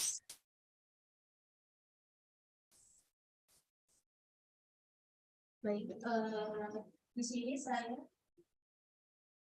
sini saya menampilkan tulisan saya yang diterbitkan pada jurnal Scopus yang nama jurnal tersebut adalah International Journal of Information and Education Technology. Dan satu hal yang paling penting adalah kita harus memastikan indeks jurnal tersebut karena terkadang jika jurnal tersebut tidak berindeks Scopus, maka itu tidak terhitung pada poin kita sebagai dosen. Jadi karena kita mau menerbitkan artikel, maka harus dicek indeksnya dahulu, apakah itu Scopus atau tidak. Dan yang paling penting adalah memastikan indeksnya itu belum kadaluarsa. Maka kita bisa cek Scopus tersebut itu masih berlaku atau tidak dengan cara mengklik logo Scopusnya itu tersendiri atau menceknya di websitenya, dan kita bisa melihat tanggal kadaluarsa pada Scopus itu. Jadi itu salah satu hal yang paling penting dalam memilih jurnal. Kemudian pada jurnal saya tersedia jurnal saya ini juga tersedia pada Google Scholar saya, atau juga jika ingin membaca artikelnya dapat dilihat pada chat box atau pada jurnal yang menerbitkannya. Dan dalam artikel saya bisa dilihat bahwa format citasinya itu berbeda pada jurnal lain. Pada jurnal ini menggunakan penomoran. Jadi kita harus mengikuti format jurnal karena jurnal ini mengarahkan kita untuk membuat sitasi dengan penomoran, maka kita harus mengikuti format jurnal tersebut. Kemudian yang harus diperhatikan lagi adalah research methodology. Metodologi penelitian itu sangat penting karena kita harus menjelaskannya dengan singkat dan padat metodologi apa yang kita pakai atau yang kita gunakan. Dan kita harus menggunakan metode yang tepat. Pada sini misalnya contohnya bisa peneliti atau dosen FIB misalnya mau meneliti mahasiswa baru di program studi sastra Jepang. Jadi kita harus mention peserta pada penelitian ini adalah mahasiswa tahun sekian pada prodi sekian. Dan juga pada jurnal ini tidak menyebutkan nama universitas. Jadi ada pula jurnal-jurnal yang tidak menyebutkan nama universitas. Bisa dilihat pada artikelnya tidak ada nama universitas dan itu hal yang biasa karena ada pula yang jurnal-jurnal lain yang mau menggunakan atau menyebutkan nama universitas. Jadi itu tergantung pada jurnalnya. Kemudian pada pengumpulan data yang harus dinyatakan adalah instrumen data tersebut dan juga waktu pengumpulan data juga harus dijelaskan pada artikel yang kita tuliskan.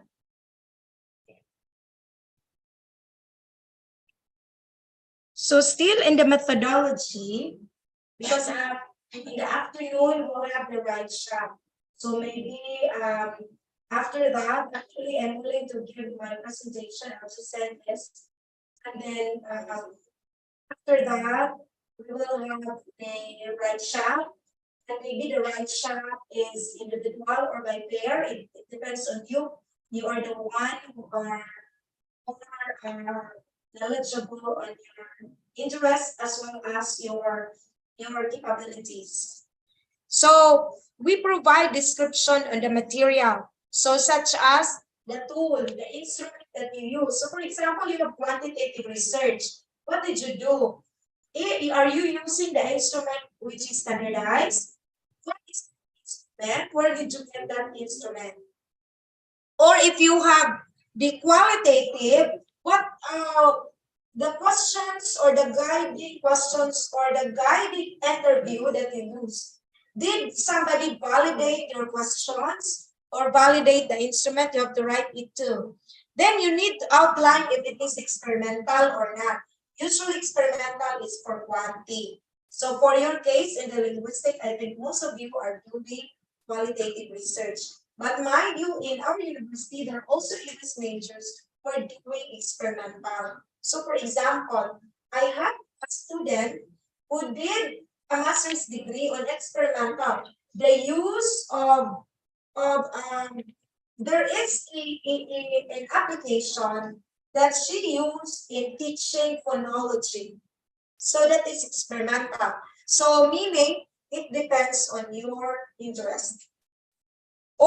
And then explain also the data analysis. So gone are the days that we need to write the formula of the mean, mode, median, standard deviation, ANOVA.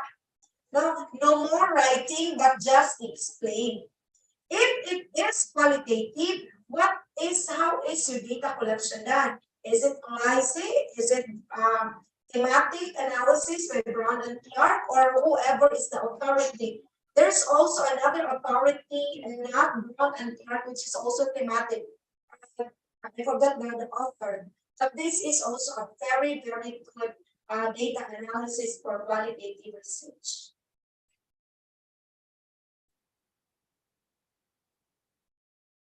Jadi pada metodologi penelitian yang harus kita perhatikan adalah bagaimana kita mendeskripsikan atau menjelaskan deskripsi dari alat yang kita gunakan dalam penelitian ini. Seperti misalnya survei, kuesioner, dan lainnya. Jadi itu tergantung pada masing-masing peneliti ingin menggunakan alat atau metodologi apa yang ingin digunakan dalam penelitiannya. Jadi dapat disesuaikan dengan minat masing-masing. Kemudian juga di sini kita memang benar-benar harus menjelaskan metodologinya dalam bentuk penjelasan.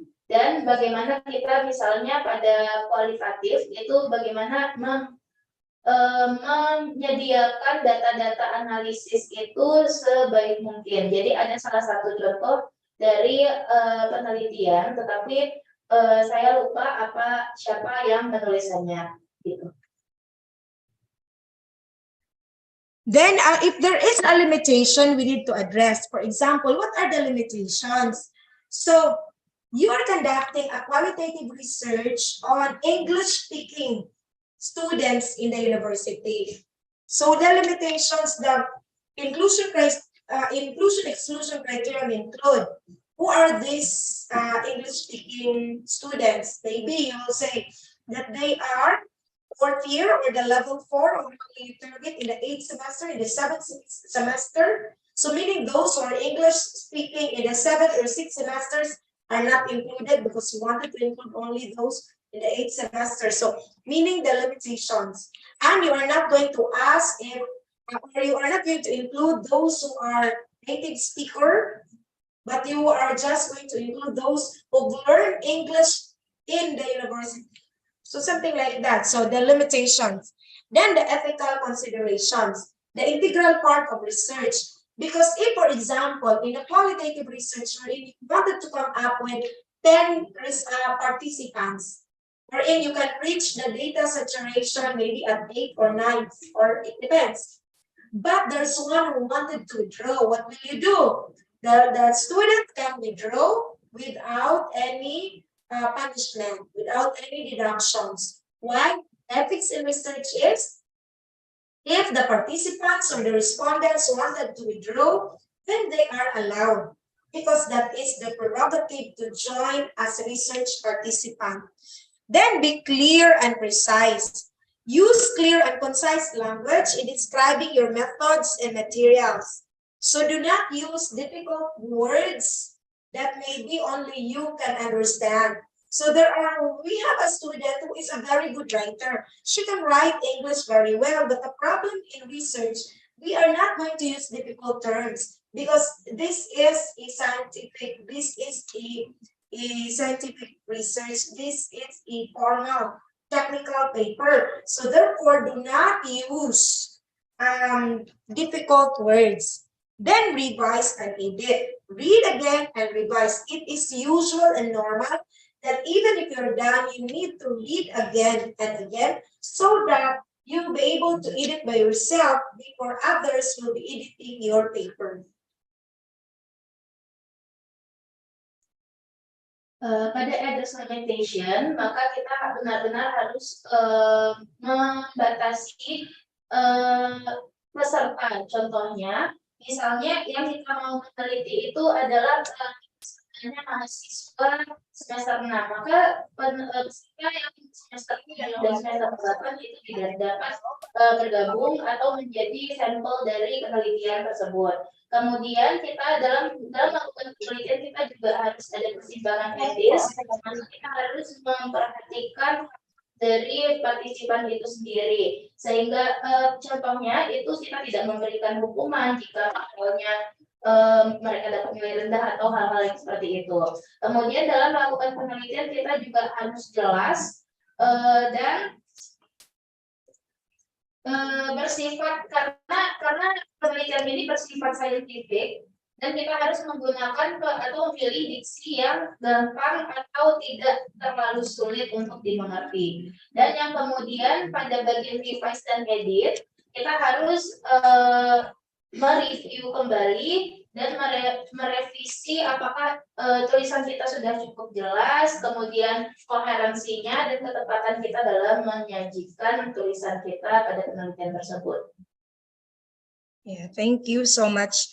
Then I will show you, this is still a sample paper, but no need for me to present it well because it's part of the paper that I sent. So I got this in the same paper. So the example that I gave is on our research and the use of electronic portfolio. So that is why I did it. It's very much related to my discussion tomorrow in other department on assessment. So because our portfolio is also an assessment.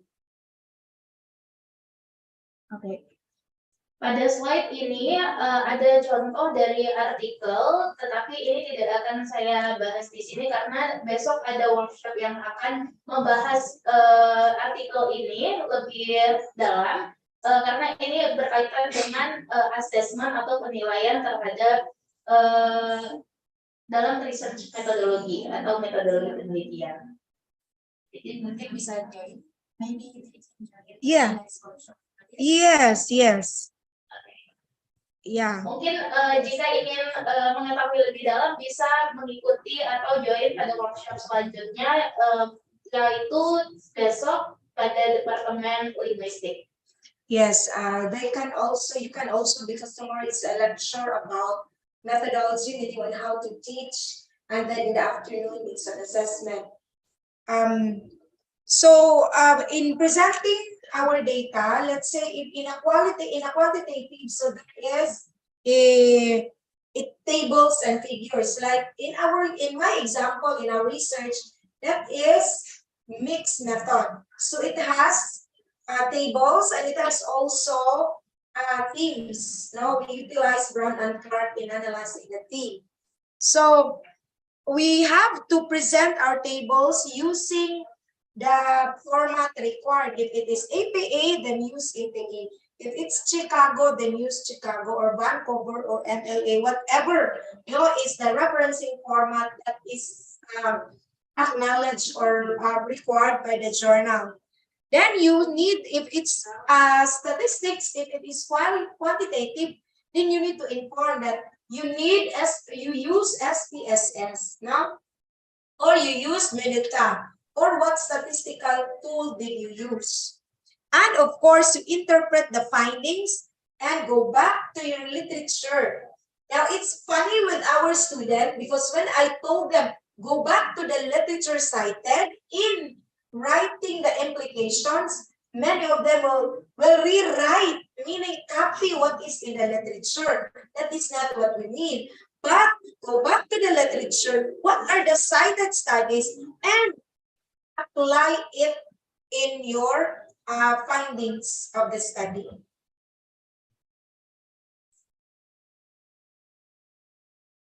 Dalam mempresentasikan dan analisis hasil, maka kita harus mengorganisir hasil tersebut, baik itu dalam bentuk tabel, grafik, ataupun gambar. Dan pada penelitian saya menggunakan metode campuran, yaitu dengan menggunakan ketiga-tiganya, yaitu dengan menggunakan tabel, grafik, dan gambar. Jadi bisa juga seperti itu. Kemudian jika itu dalam bentuk kualitatif, kita juga harus memperhatikan statistik data apa yang kita gunakan dalam menyajikan data pada penelitian tersebut. Kemudian juga dalam menginterpretasi data, kita juga harus memperhatikan lagi tujuan pustakanya dan menuliskan kembali situasinya dengan baik. Jadi memang harus sangat-sangat diperhatikan pada bagian tersebut. So this is still in the presentation. Still, we need to support our findings. So that's why if it's a quantitative, do not just write what is in the table and put it in a contextual or in the narrative, but try to interpret what is in the table.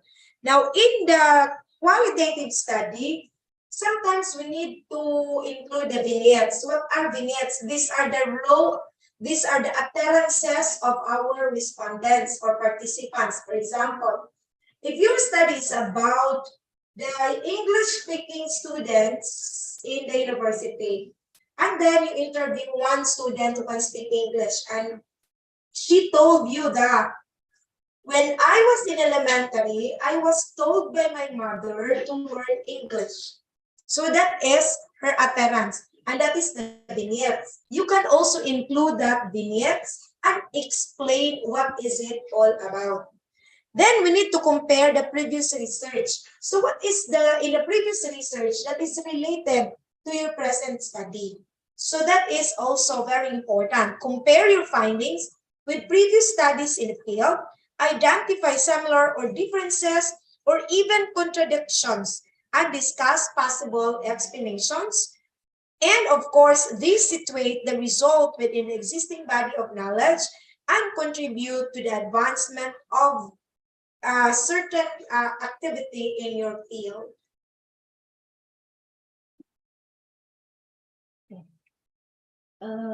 Pada kualitatif data, kita bisa menulis, jika ingin menyajikan menyajikan data dalam bentuk tabel misalnya, kita tidak disarankan untuk menulis kayak langsung secara gamblang datanya itu, tapi kita harus menginterpretasikan data tersebut dan lalu menyajikan data itu. Kemudian data kita juga harus kita bandingkan kepada penelitian sebelumnya, sehingga kita bisa menuliskan temuan kita dan membandingkan pada temuan pada penelitian yang sebelumnya tersebut. So this is an example still found in the same study. So this is a study wherein we utilize mixed methods. So if you look at it, there is the table, APA, because the journal requires APA, and then the qualitative also in themes. So still on interpreting, we need to review the research objectives. So what's your problem in your research?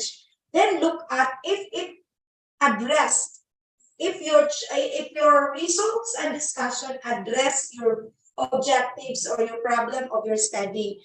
Then present the findings. Summarize the key findings from your data analysis, emphasizing the most relevant and significant results. Use clear, concise language to communicate to the main patterns, relationship, or trends observed in your data. Relate the findings to the literature. Situate your findings within the existing body of literature in your field. So that's very important that if your field is literature or linguistic, then at the end or in the results and discussion, you relate it in your field. Because if you will not relate, you don't like it too. And of course, the reader cannot also connect. So you need to relate it to your field. Pada bagian review dari tujuan penelitian, kita memang benar-benar harus kembali menyatakan tujuan penelitian kita dan atau kepada rumusan masalah kita.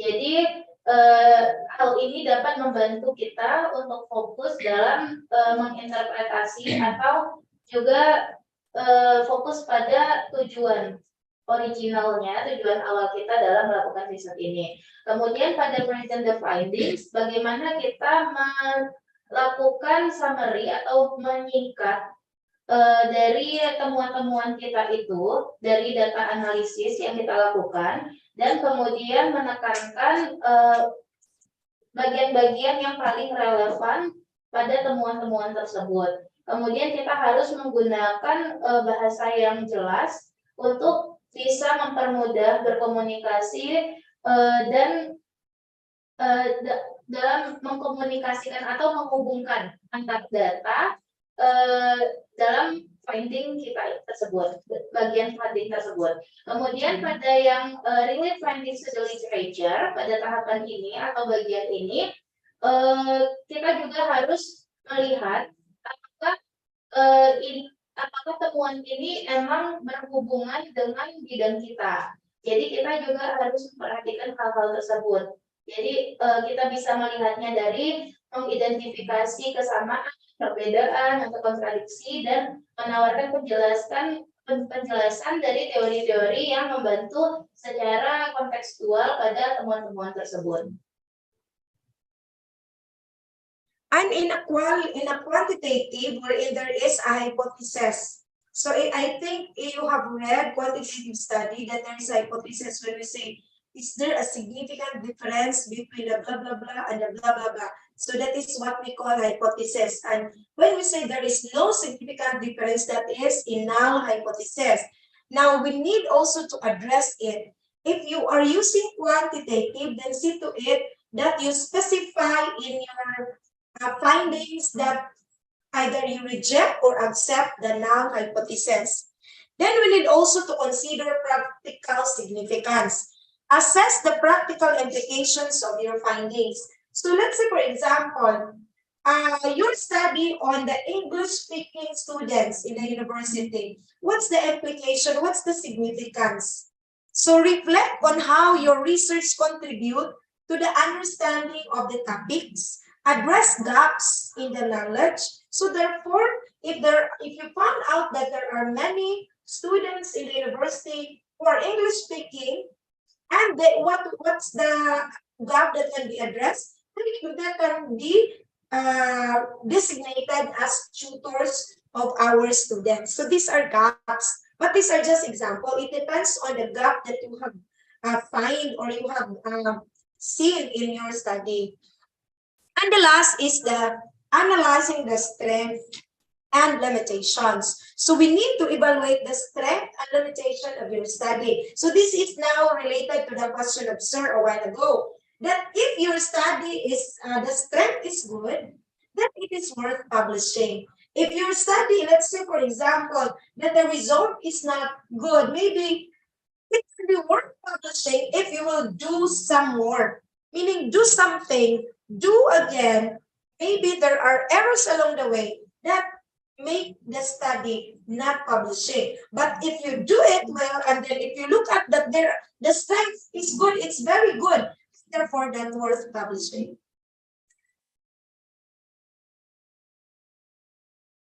Kemudian bagian yang selanjutnya itu adalah address hypothesis atau pertanyaan-pertanyaan atau rumusan masalah dari penelitian.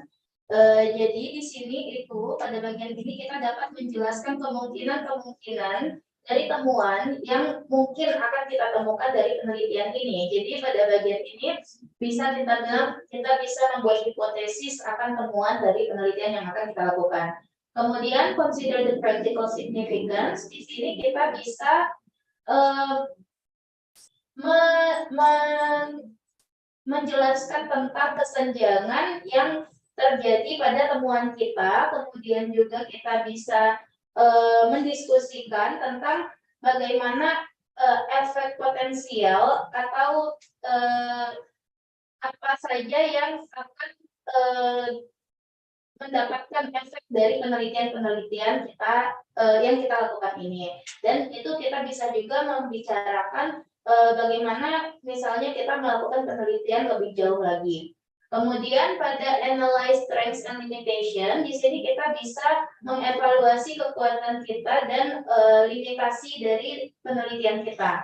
Jadi kita bisa mendiskusikan hal tersebut pada bagian ini.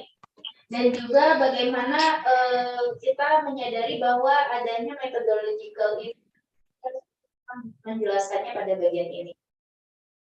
Okay, so here this is now the last part. Now that we need to consider our conclusion. So the conclusion is very essential. Again, like I mentioned a while ago, that the conclusion could be based on problem. It depends on the journal. There are also journals that wanted to have a direct conclusion of your paper. So we need to look at that one. So meaning as a researcher, you're done with your paper. Sometimes we reconfigure our paper based on the journal's requirement. Then the last is suggest areas for future research. This is the recommendation. Wherein some journal do not require recommendation, but other journal requires. So if there is a recommendation, then do it. So whatever is the journal's need. Like in our study, in the paper that I sent in our chat, the journal requires the acknowledgement. So there is an acknowledgement because that paper is funded by the local, by the Commission on Higher Education. So it's funded by our commission. So it's funded by the government, and therefore we acknowledge the government. And then this week also there's the 4 authors. So in the paper, we also mentioned that we have people work on that paper.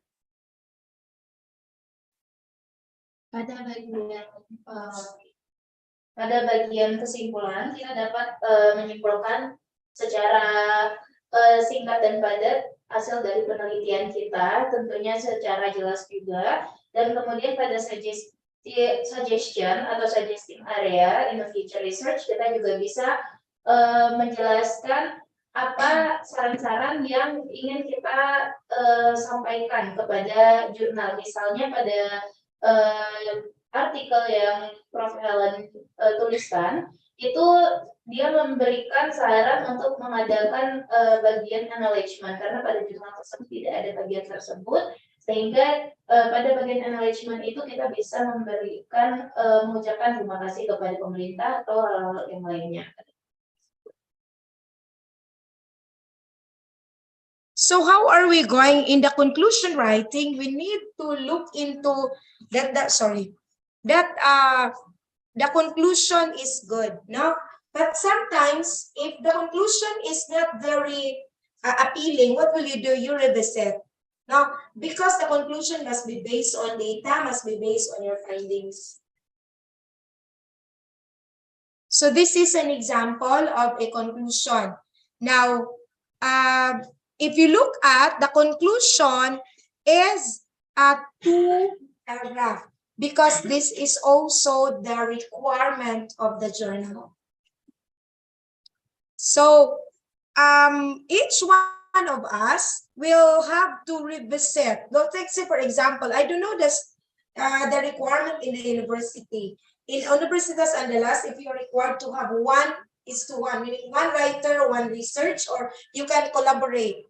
So it depends. No? So later on, maybe in the afternoon, I will be knowledgeable on that matter because your presentation may be by group or individual.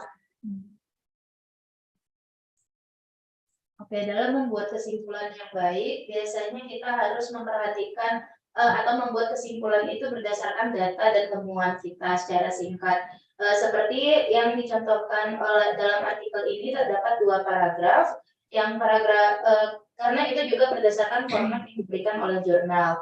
Dan pada Universitas Andalas ini apakah penelitiannya itu harus satu penelitian itu harus satu peneliti atau bisa kolaborasi. Jadi nanti siang kita akan mendiskusikan lebih jauh lagi dan saya akan mengetahui lebih jauh bagaimana proses dari penelitian yang ada di Universitas Andalas ini. So what's the best practice in Cebu Normal University? In CNU, once you're done with your research, so let's say I have my paper, or let's say this paper, there are 4 of us together. So what we did, we subject for plagiarism check. So we send it to our Center for Research and Development and subject for plagiarism check. The university requires us 10% similarity. So if it's higher than 10%, what will you do is you revise. Second, we subject it to a grammar. We have Grammarly in the university in a software, but on top of the Grammarly, because sometimes Grammarly check grammar in a very generic way or sometimes literal. So what we did is there is really an English major who will be checking our paper after the Grammarly, and they will issue certificate that the paper is okay. Then the last is we're ready for publication. So our paper is already checked by the university that we can go for publication, because take note that the publication fee will be paid by the university. So we do the research, we were given a little amount of money, but after that, when we publish, the university will pay for the publication. Pada Cebu Normal University itu tahapan-tahapan yang harus dilakukan peneliti sebelum penelitiannya dipublikasi. Yang pertama itu adalah mengecek plagiarisme. Jadi jika itu melebihi 10%, maka itu harus direvisi. Kemudian yang kedua itu menggunakan Grammarly untuk ngecek juga apakah grammarnya itu butuh diperbaiki atau tidak, dan juga universitas menyediakan bantuan untuk mengecek kembali sebelum publikasi. Jadi mungkin bagian dari English Department, dari English Department-nya itu juga ikut cek kembali sebelum publikasi, karena publikasi ini juga nanti akan menghasilkan uang. Jadi jika misalnya publikasinya itu setelah publikasi itu ketika publikasi itu ditanggung oleh universitas dan setelah publikasi pun akan diberikan insentif seperti itu. So this time, if you're done, you have a paper already, how to find a Scopus journal. So first, visit Scopus website. It's normal. You visit and then go to the Scopus website at www.scopus.com. Later on, I will also send the Scopus list as of March 2023. So far this time, when you download Scopus, Itu kami the cek update dengan is talian at penguin. 2023. Then we can also have the access to the journal section. You go to the journal and look up. Then search the journal section. Use the search bar and advance. So you look up. You are a linguistic teacher or lecturer, and you want that your paper is about linguistics. What are these journal on linguistics? And then refine your search, because sometimes there's no journal. I'm tired already. Oh, so you're tired because, oh my God, there's no journal for me. I don't like, I'm done. It was checked, it's okay. It's okay. No, there's tired.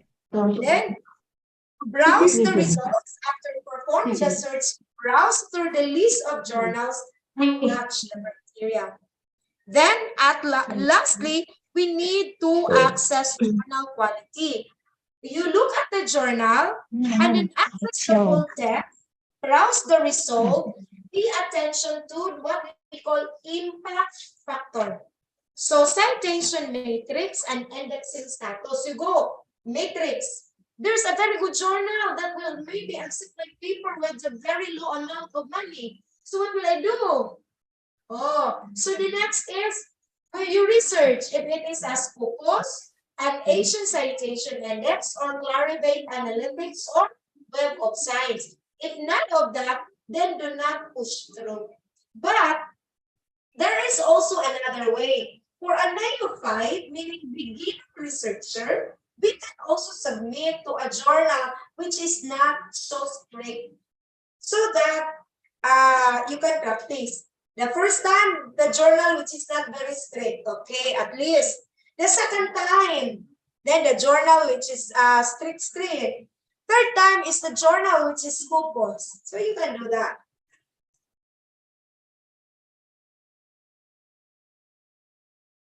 Setelah penulisan dilakukan, maka hal selanjutnya yang harus kita lakukan adalah mencari jurnal Scopus. Caranya kita dengan gampang dapat melihatnya dari website Scopus itu sendiri, lalu klik bagian jurnal, kemudian disesuaikan dengan bidang masing-masing. Jika bidangnya itu linguistik, maka kita bisa melihat bidang-bidang linguistik jurnal-jurnal yang membahas atau fokus pada bidang tersebut. Kemudian jika tidak menemukan, maka jangan putus asa. Misalnya, kalau misalnya tidak menemukan apa yang kita mau, capek-capek tulis, ternyata nggak ada, misalnya, nah itu kita jangan putus asa, kita bisa mencari lagi dengan yang sesuai dengan kriteria. Yang tahapan selanjutnya, maka kita harus juga mengecek kualitas dari jurnal tersebut. Jadi kita bisa mengunjungi laman dari jurnal tersebut dan cek bagian impact-nya. Apakah jurnal tersebut memiliki kualitas yang baik atau enggak.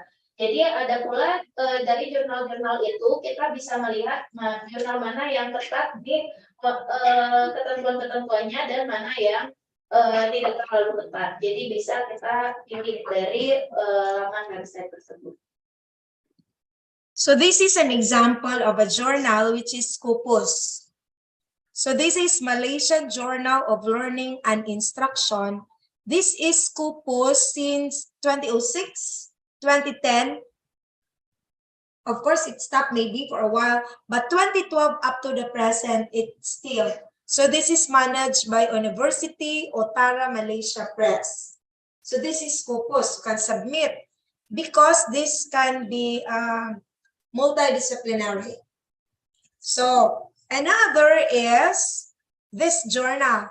I think we have a visiting lecturer from this school on from UPM. So this is, it has two. If you look at two citation, three, it has Web of Science, it has Kupo, no, only two, sorry, Web of Science and Asian Citation. So this is still in Malaysia. Another is here in your country. So this is Journal Pendidikan IPA Indonesia. I think you know this. Yeah. So this is a Scopus 2. You're hitting 2. Scopus and Asian Citation. This one. This is the logo for Asian Citation Index. So, but if everybody, all of us, will publish, you submit your paper all together, because I'm very sure that not all will publish. Because sometimes there is also a journal, like in our university, it's ACI, Asian Citation Index. We're working for its focus, but it is like this, ACI already. So meaning it in Asia, it's accepted. But in the university, we are only allowed to have, for example, there will be 10 papers in one journal, only 4 are from the university, 6 are from other outside. So that's why I tell you that if everybody will submit in this journal, not all your paper will be published. So meaning you submit, others will submit on June, others will submit on August, so that all of you will, the paper will publish. Yeah, schedule. Another, this is our school. Our journal is ACI. It has this logo. It cannot be seen. No, it has a ASEAN Citation Index. So our journal is Asian Citation Index. So again, if all of us in the university will submit also here, it will not be published. No? So there are other journals I'll send in the chat after my presentation. So there are a lot of journals that will accept, no? You try to look at it. And then if you research, like there is a journal, I'm looking, there's an Indonesian journal. But it is Scopus, but discontinued. So I did not include it here because I researched it first in the list of Scopus. And there are a lot of journals in Indonesia that are Scopus, which are more for medicine and nursing. There's so many journals in Indonesia for medicine and engineering. So Scopus, there are many, but there are also others who are, but sometimes, you know, you love to submit to other journals, to other country, right? Now, so when we present our paper, but actually I'll do it fast because I'm very sure, according to Prof. Maki yesterday, that he was here last time, telling you on how are you going to present your paper. You know what? It's my first time talking, then sitting. I used to stand. You know, it's the first time I told myself when we present, because in our country when we present we stand. Yeah. So it's my first time that to present that we're talking. No, we're just sitting like this. We're doing this when we're going to have a meeting. But when we present something, we stand. But it's okay. I've learned culture also, right? Practices. That when you sit together, it seems to be that it's fine rather than you stand. You might be an authority. I love this one. No, thank you for this. Yeah. So in the dissemination, we have here disseminating through publications. The one that we've mentioned, that using Scopus. Utilize digital platform. Now in Scopus and ACI, you will have it. Collaborate, network, and participate the workshop. When I first, I have a lot of paper presentation before, when paper presentation is not yet the trend. No, that's why most of my co-lecturers mentioned me that when paper presentation started, before I presented already. So in 2011, paper presentation abroad is not trend in our country. But in 2011, I already traveled to Malaysia to present my paper. In 2013, I visited Florida just to present. Until 2016, when it's very trend. So in 2016, I told myself, I'm done with that. No, like this time, this is internationalization we started. So when we started internationalization, I'm here. So, but we are still leveling up. No, so in presentation, you need to collaborate. You find friends, connections.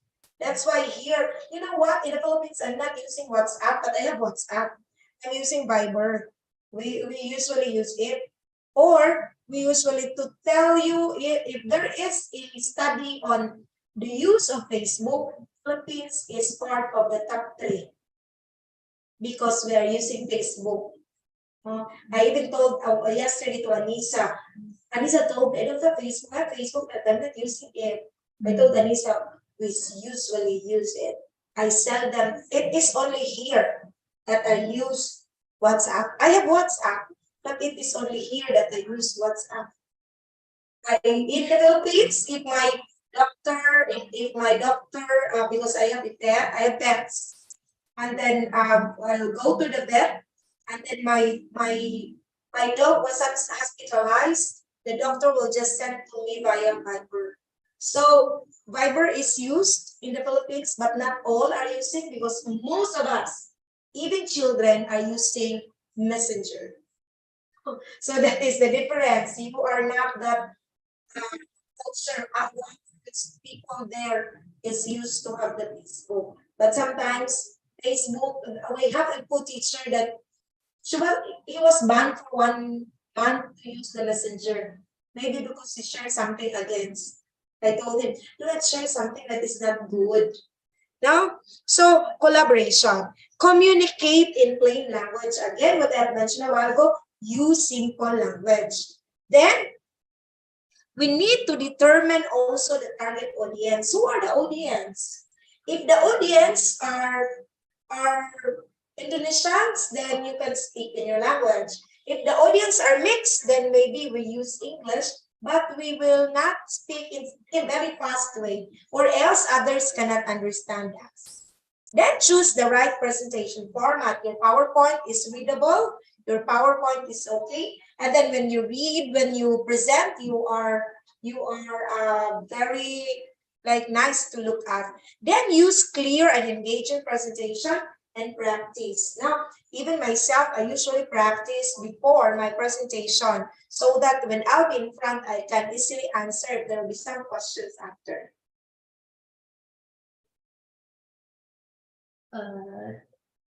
Jadi bagaimana caranya mempresentasikan dan mendiseminasikan penelitian? Maka yang pertama yang harus dilakukan kita itu pertama penelitian itu bisa didiseminasikan melalui publikasi. Dan yang kedua itu dengan menggunakan digital platform.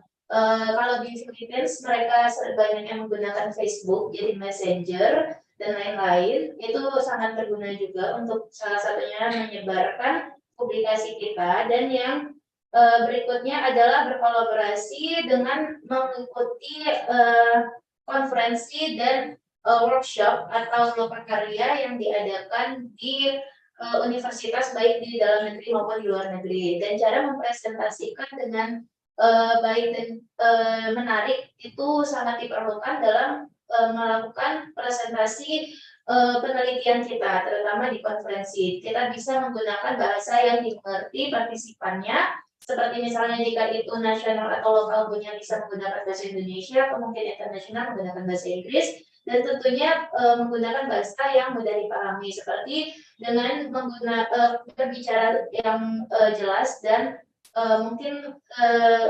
lambat agar dapat lebih dimengerti partisipannya. Kemudian yang terakhir itu adalah dengan mengkomunikasikannya dengan bahasa ataupun language. So this is some with an example, with your presentation. So at this time,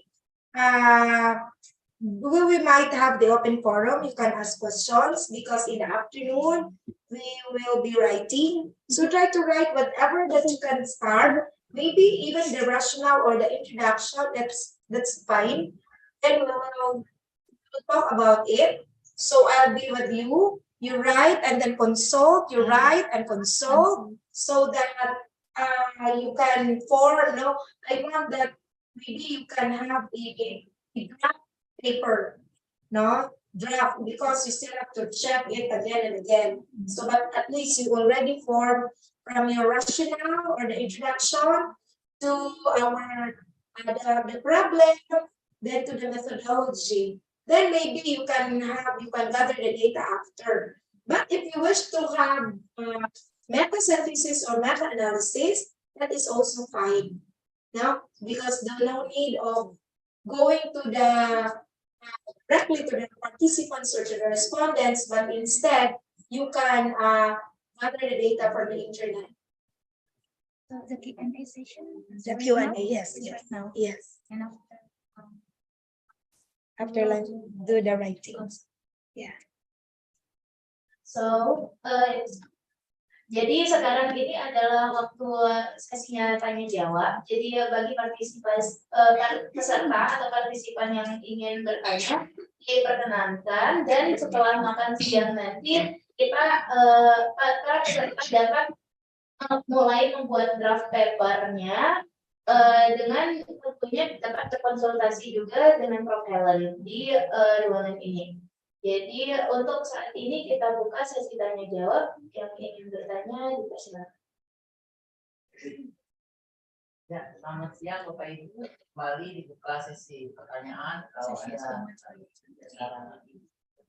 ada yang ingin bertanya dalam ruangan ini dipersilakan.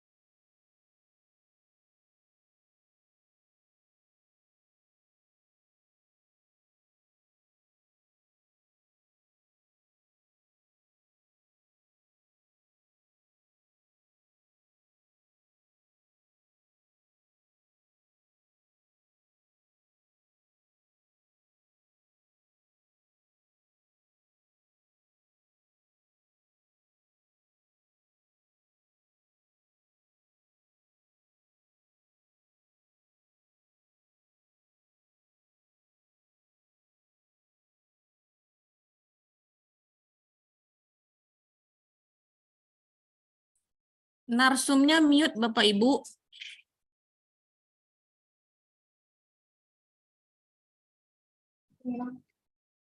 Host, mohon bantuannya, kami tidak bisa mendengar.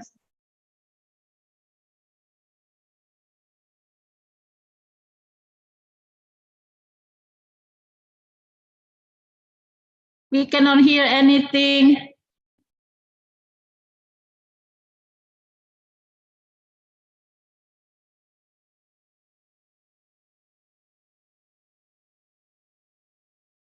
Ada mana? Nggak terdengar ya Doni dia. Narasumbernya mute.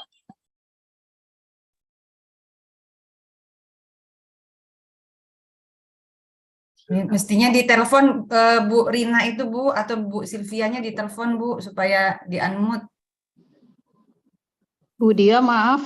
Itu kayaknya Ya. malah narasumbernya nggak ada nama beliau di partisipan.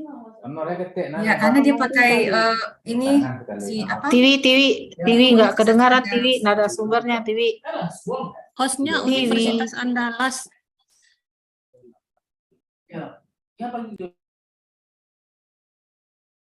Tadi ada nama beliau.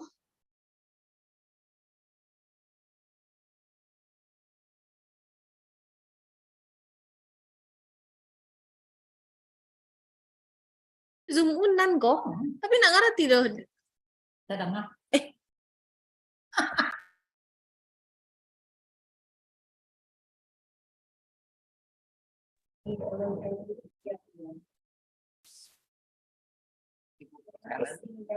Misalnya ada di Indonesia dari Dr. Diana Ayari. Ya, silakan.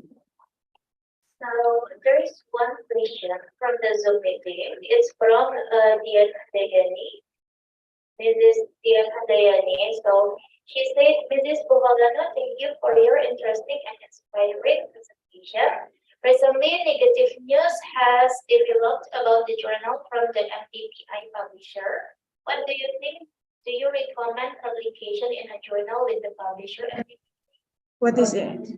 MDPI.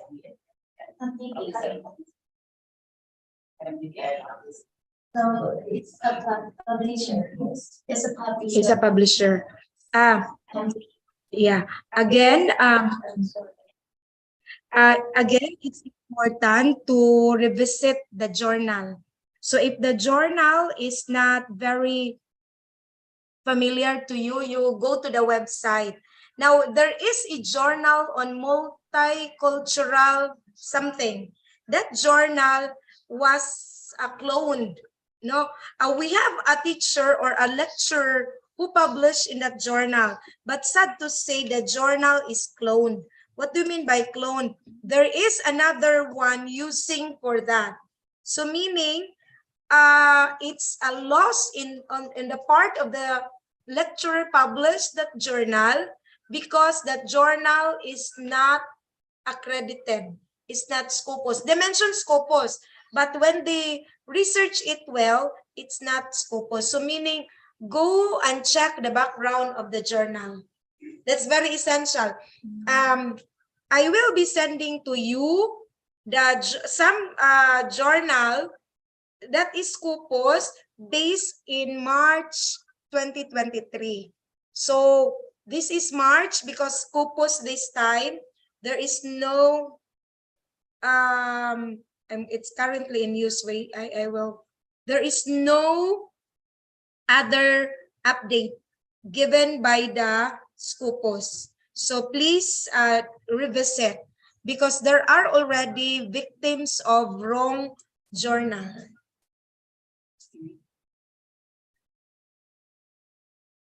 Untuk menjawab pertanyaan dari Bu Dian Handayani tadi, apakah direkomendasikan untuk mempublikasi tulisan di publisher MDPI?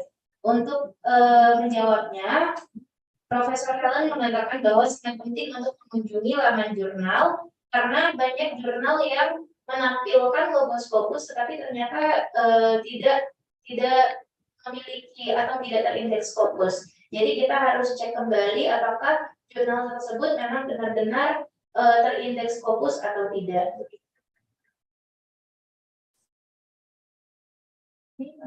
From Helen. Yes. MDPI itu sering What do you mean by MDPI? menerbitkan artikel-artikel dalam jumlah yang banyak pada jurnal-jurnal yang macam-macam multidisiplin, dan itu sejauh ini aman, dia masih tetap dengan fokus. Tetapi mungkin pertanyaan kemudian berhubungan dengan itu, apakah Prof. Helen tetap merekomendasikan menerbitkan atau mensubmit jurnal, misalnya artikel ke jurnal-jurnal yang diberikan oleh MDPI. Demikian ya. Terima kasih.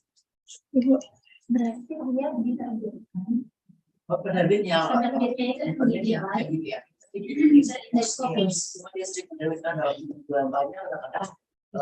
setiap hari ada terbit, karena seminggu sekali.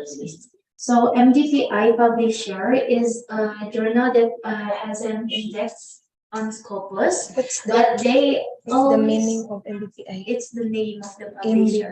MDPI? MDPI. This one journal. But Predatory. yeah, but they always publish so many articles. Like every day there is a new article or something like that. Is it okay to publish the article on that kind of journal or not? Yeah, I have seen here. It's a company, no? It's a journal, open index. Now, there are also, if you look at, there is a, we will check if it is Scopus or not. We'll check, we'll try. I'll show you. MDPI. Yeah, MD. It's there. Okay, I'll check. Wait, I will connect to that. Yeah, 1 minute. MDPI, yeah. I'll show you if this is, nobody is, has the authority to tell that the journal is predatory or not. But we have to double check like this. Okay? I'll show you on how to check. I will go to the Scopus index. I'll open the Scopus, which is dated March 2023. MDPI, what journal did you publish? There are a lot of journals in MDPI, right? Okay, we'll check. MDPI journal. MDPI. There is manuscript in the so MDPI journal. There are a lot of lists. Now, so there are a lot of lists of MDPI journal. So some lists we have here browse by indexing.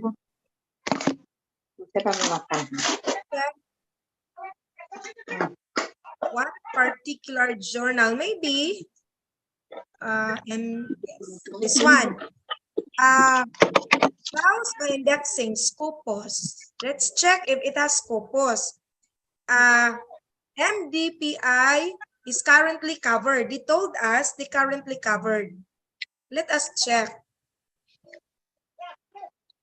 What particular journal in this? Because in MDPI has a lot of journal. Complete list of journal. Let's check. Let's check on that. Well, we'll check one journal and check if it is Scopus or not. So let's say, for example, literature. Please help if there is literature. Astronomy.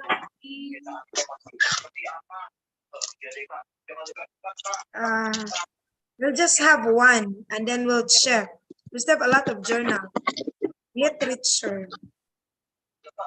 Linguistics. Let's check if there is a linguistic journal of MDPI.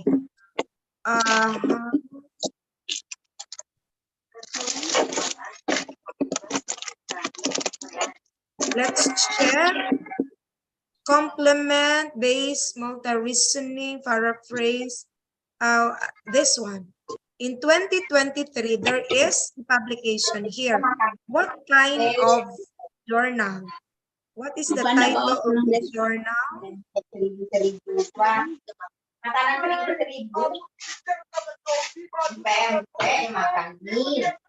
Let's check, no?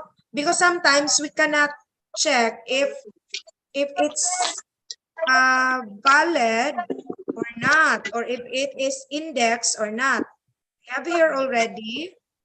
This is Applied Sciences. Let's check Applied Sciences. Applied Sciences Journal. The impact factor here is 2.8. Let's check if this is 2.8. If this is Scopus. How are we going to check? You go back to the list. Okay, I'll stop sharing and I'll show you the list because I already have copied.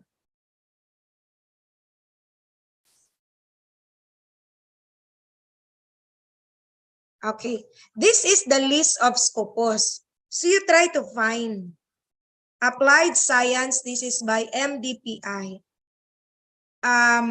If you look at, there are here, but check if that is the thing that we want. Applied Science. There is Applied American Journal of Applied Sciences, American Journal of Biochemistry, American Journal of Cancer. Check if there's applied in this. If there's no, then that is not Scopus. But not because MDPI has a lot of journal. We do not know if what journal did you try. Well, see, what journal did you try? So that we will be able to see if it's Scopus or not. Because MDPI has a lot of journal. Maybe there are journals that are Scopus, there are journals that are not Scopus. So we'll check. So meaning you check on the list. And then when you open the website, this is very easy to check. Open the website. And then down or up, look at the indexing. If there's no indexing, you look for the indexing. Where is the indexing? Applied Science, we go to this journal. We go to that journal. Where is this journal? You look at this journal if it has indexing. I don't know where is the author here. Journal, initiatives, services, publisher. You look at the indexing. If there's no indexing, go back to the journal. Like I'll show you some Indonesian journal or any journal. We'll go to MDPI. We'll just be specific, no? Because MDPI has a lot of journal. Now, what else are specific journal of MDPI publisher? Annual report.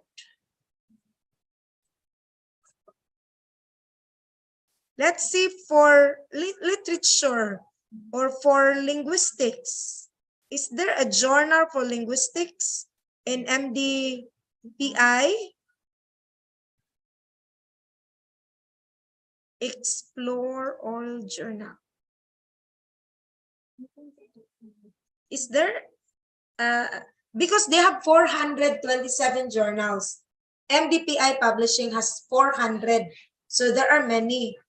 So let's check which has an index journal. We'll check because they have until 2020, they have AI. Maybe let's check on AI. They have 400. No,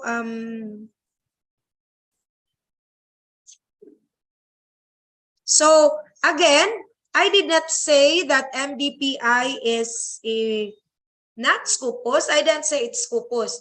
We will check what's specific, because if you look at, there are 400 journals of MDPI.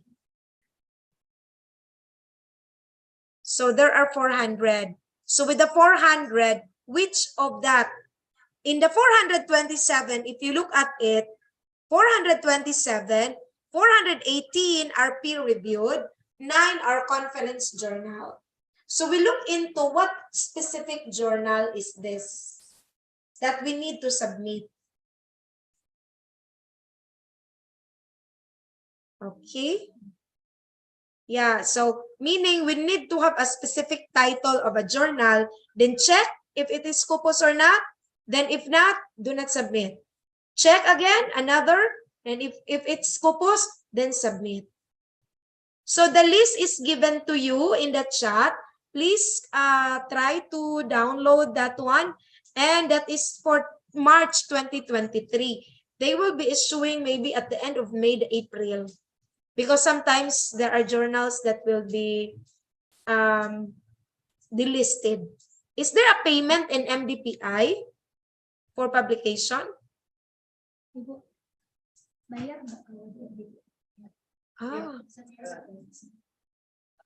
Yes, Prof. Helen, the MDPI publisher, all journal have to pay an assessing a PPC article processing payment. Yes. All is open access journal, and we have to pay so many money, more than $3,000 approximately. And then, and what is the benefit from the MDPI? The process of publication is so fast. So fast. On we can wait only in 1 week whether our article accepted or not. That's the benefit for me. I like to publish in this publisher, but somebody and all the people say that it's not a good publisher actually. So that's why I ask you for discussion. Yes. Our son will be make study for his doctor in Taiwan, and then in email the professor in Taiwan said that please don't publish anymore in MDPI. That the professor said that. And how about in your university in Thailand? Yeah, maybe there are gaps, or there are I think what I say to you. Thank you very much, Prof. Helen. Yeah, Nice to meet you. Thank you. Yes, maybe MDPI has also journal that are Scopus. Just check, because there are cases that in terms of university ranking, only Scopus will be credited. But in terms of our individual professional growth, if it is available online, then you can still be cited. Yeah. Okay, thank you. Thank you. Thank you so much. Yeah.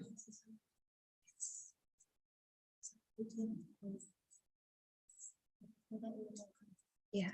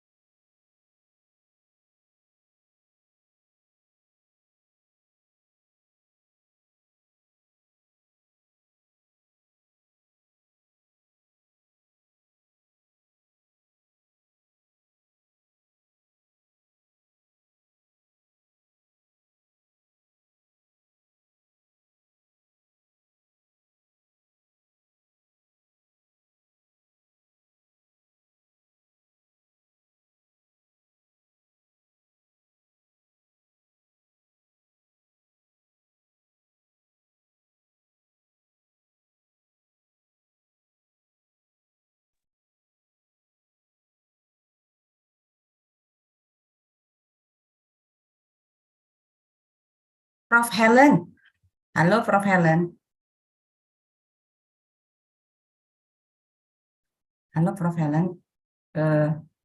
You still mute. Yes. Terima kasih Bu Silvi, makasih ya sudah membuat acara yang menarik ini. Prof. Helen, I want to ask you and I want to discuss with you regarding to make our citizen number increase. So can you give me some tips and tricks on how to increase the number of citation to our article? Yes. I'm sorry if you in your presentation you have to explain about these tricks. I don't hear about that. Would you please give me give your tip to us? Thank you very much. Yes, thank you for Prof. Dayan. For citations, if one thing is this, when your paper is published in a reputable journal, it's there. People will read. If to increase it is you need also to tell other people to cite your paper. For example, I'm teaching research. I'm a lecturing professor, lecturing in research. I have students doing research, and I have seen that there's one student whose interest is the same as my interest. So I will tell her or him that try to read my paper if it helps you or not. But it's not only that. After the paper will be finished, let's say a work for postgraduate, encourage also that student to publish her or his paper so that that is added for your citation. So you inform others, but there are also other journals. Now, in some journal, there's a journal in Singapore or in Turkey. I forgot the name. Later, I'll check. I published once. They will not allow a publication. For example, before I publish, my paper's accepted. I think it's on the 4th stage wherein they mentioned that please include 5 citations from our journal. Yes. So meaning I will also look for research related to my study. So I could put it in the citation because it will also increase the journal publicity. So there are some journals like that. Okay, I get that. I get that. So we have to have many collaboration, many friends, many students, right? Okay, my last question. What do you mean with the reputable publication? What do you mean about the reputable yes, publication? a reputable publication. If you look at predatory journals, nobody can tell if it's predatory or not. Because if you tell predatory, maybe the owner of the journal will get angry. Now, so what you're going to do, a reputable journal usually based on Scopus journal, because before, when Scopus is not very familiar, it's not the trend. Before, a reputable journal is those peer-reviewed. Yes. But this time, a reputable journal is now Scopus, Web of Science Index, or Clarivate Analytics, or in Asia, we call it Asian Citation Index. Okay. But others peer-reviewed are also reputable. But others, when we go to university ranking, they're only counting for Scopus. Yeah, of course. Of course, Prof. Helen. I think the reputable journal is the journal quartile 1 or quartile Q1, 2, 2, 3, 4 in Simago links. Is it? Yes. Yeah, there are journals in Scopus that Q1, Q2, 3, or 4. Yes. Okay, thank you very much, Prof. Helen. Thank you, Prof. Dayan. Hope to Thank you see very you, much. Okay, bye-bye. Hope to see you and collaborate. Thank you. Okay, thank you. Terima kasih Prof. Dian. Terima kasih Bu Silvi, Bu Dekan.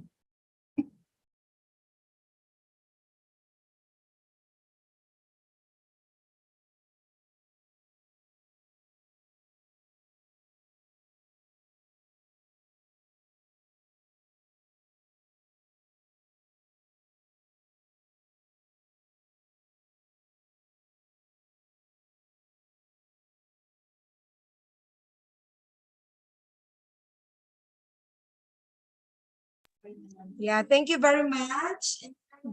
And happy eating, everyone.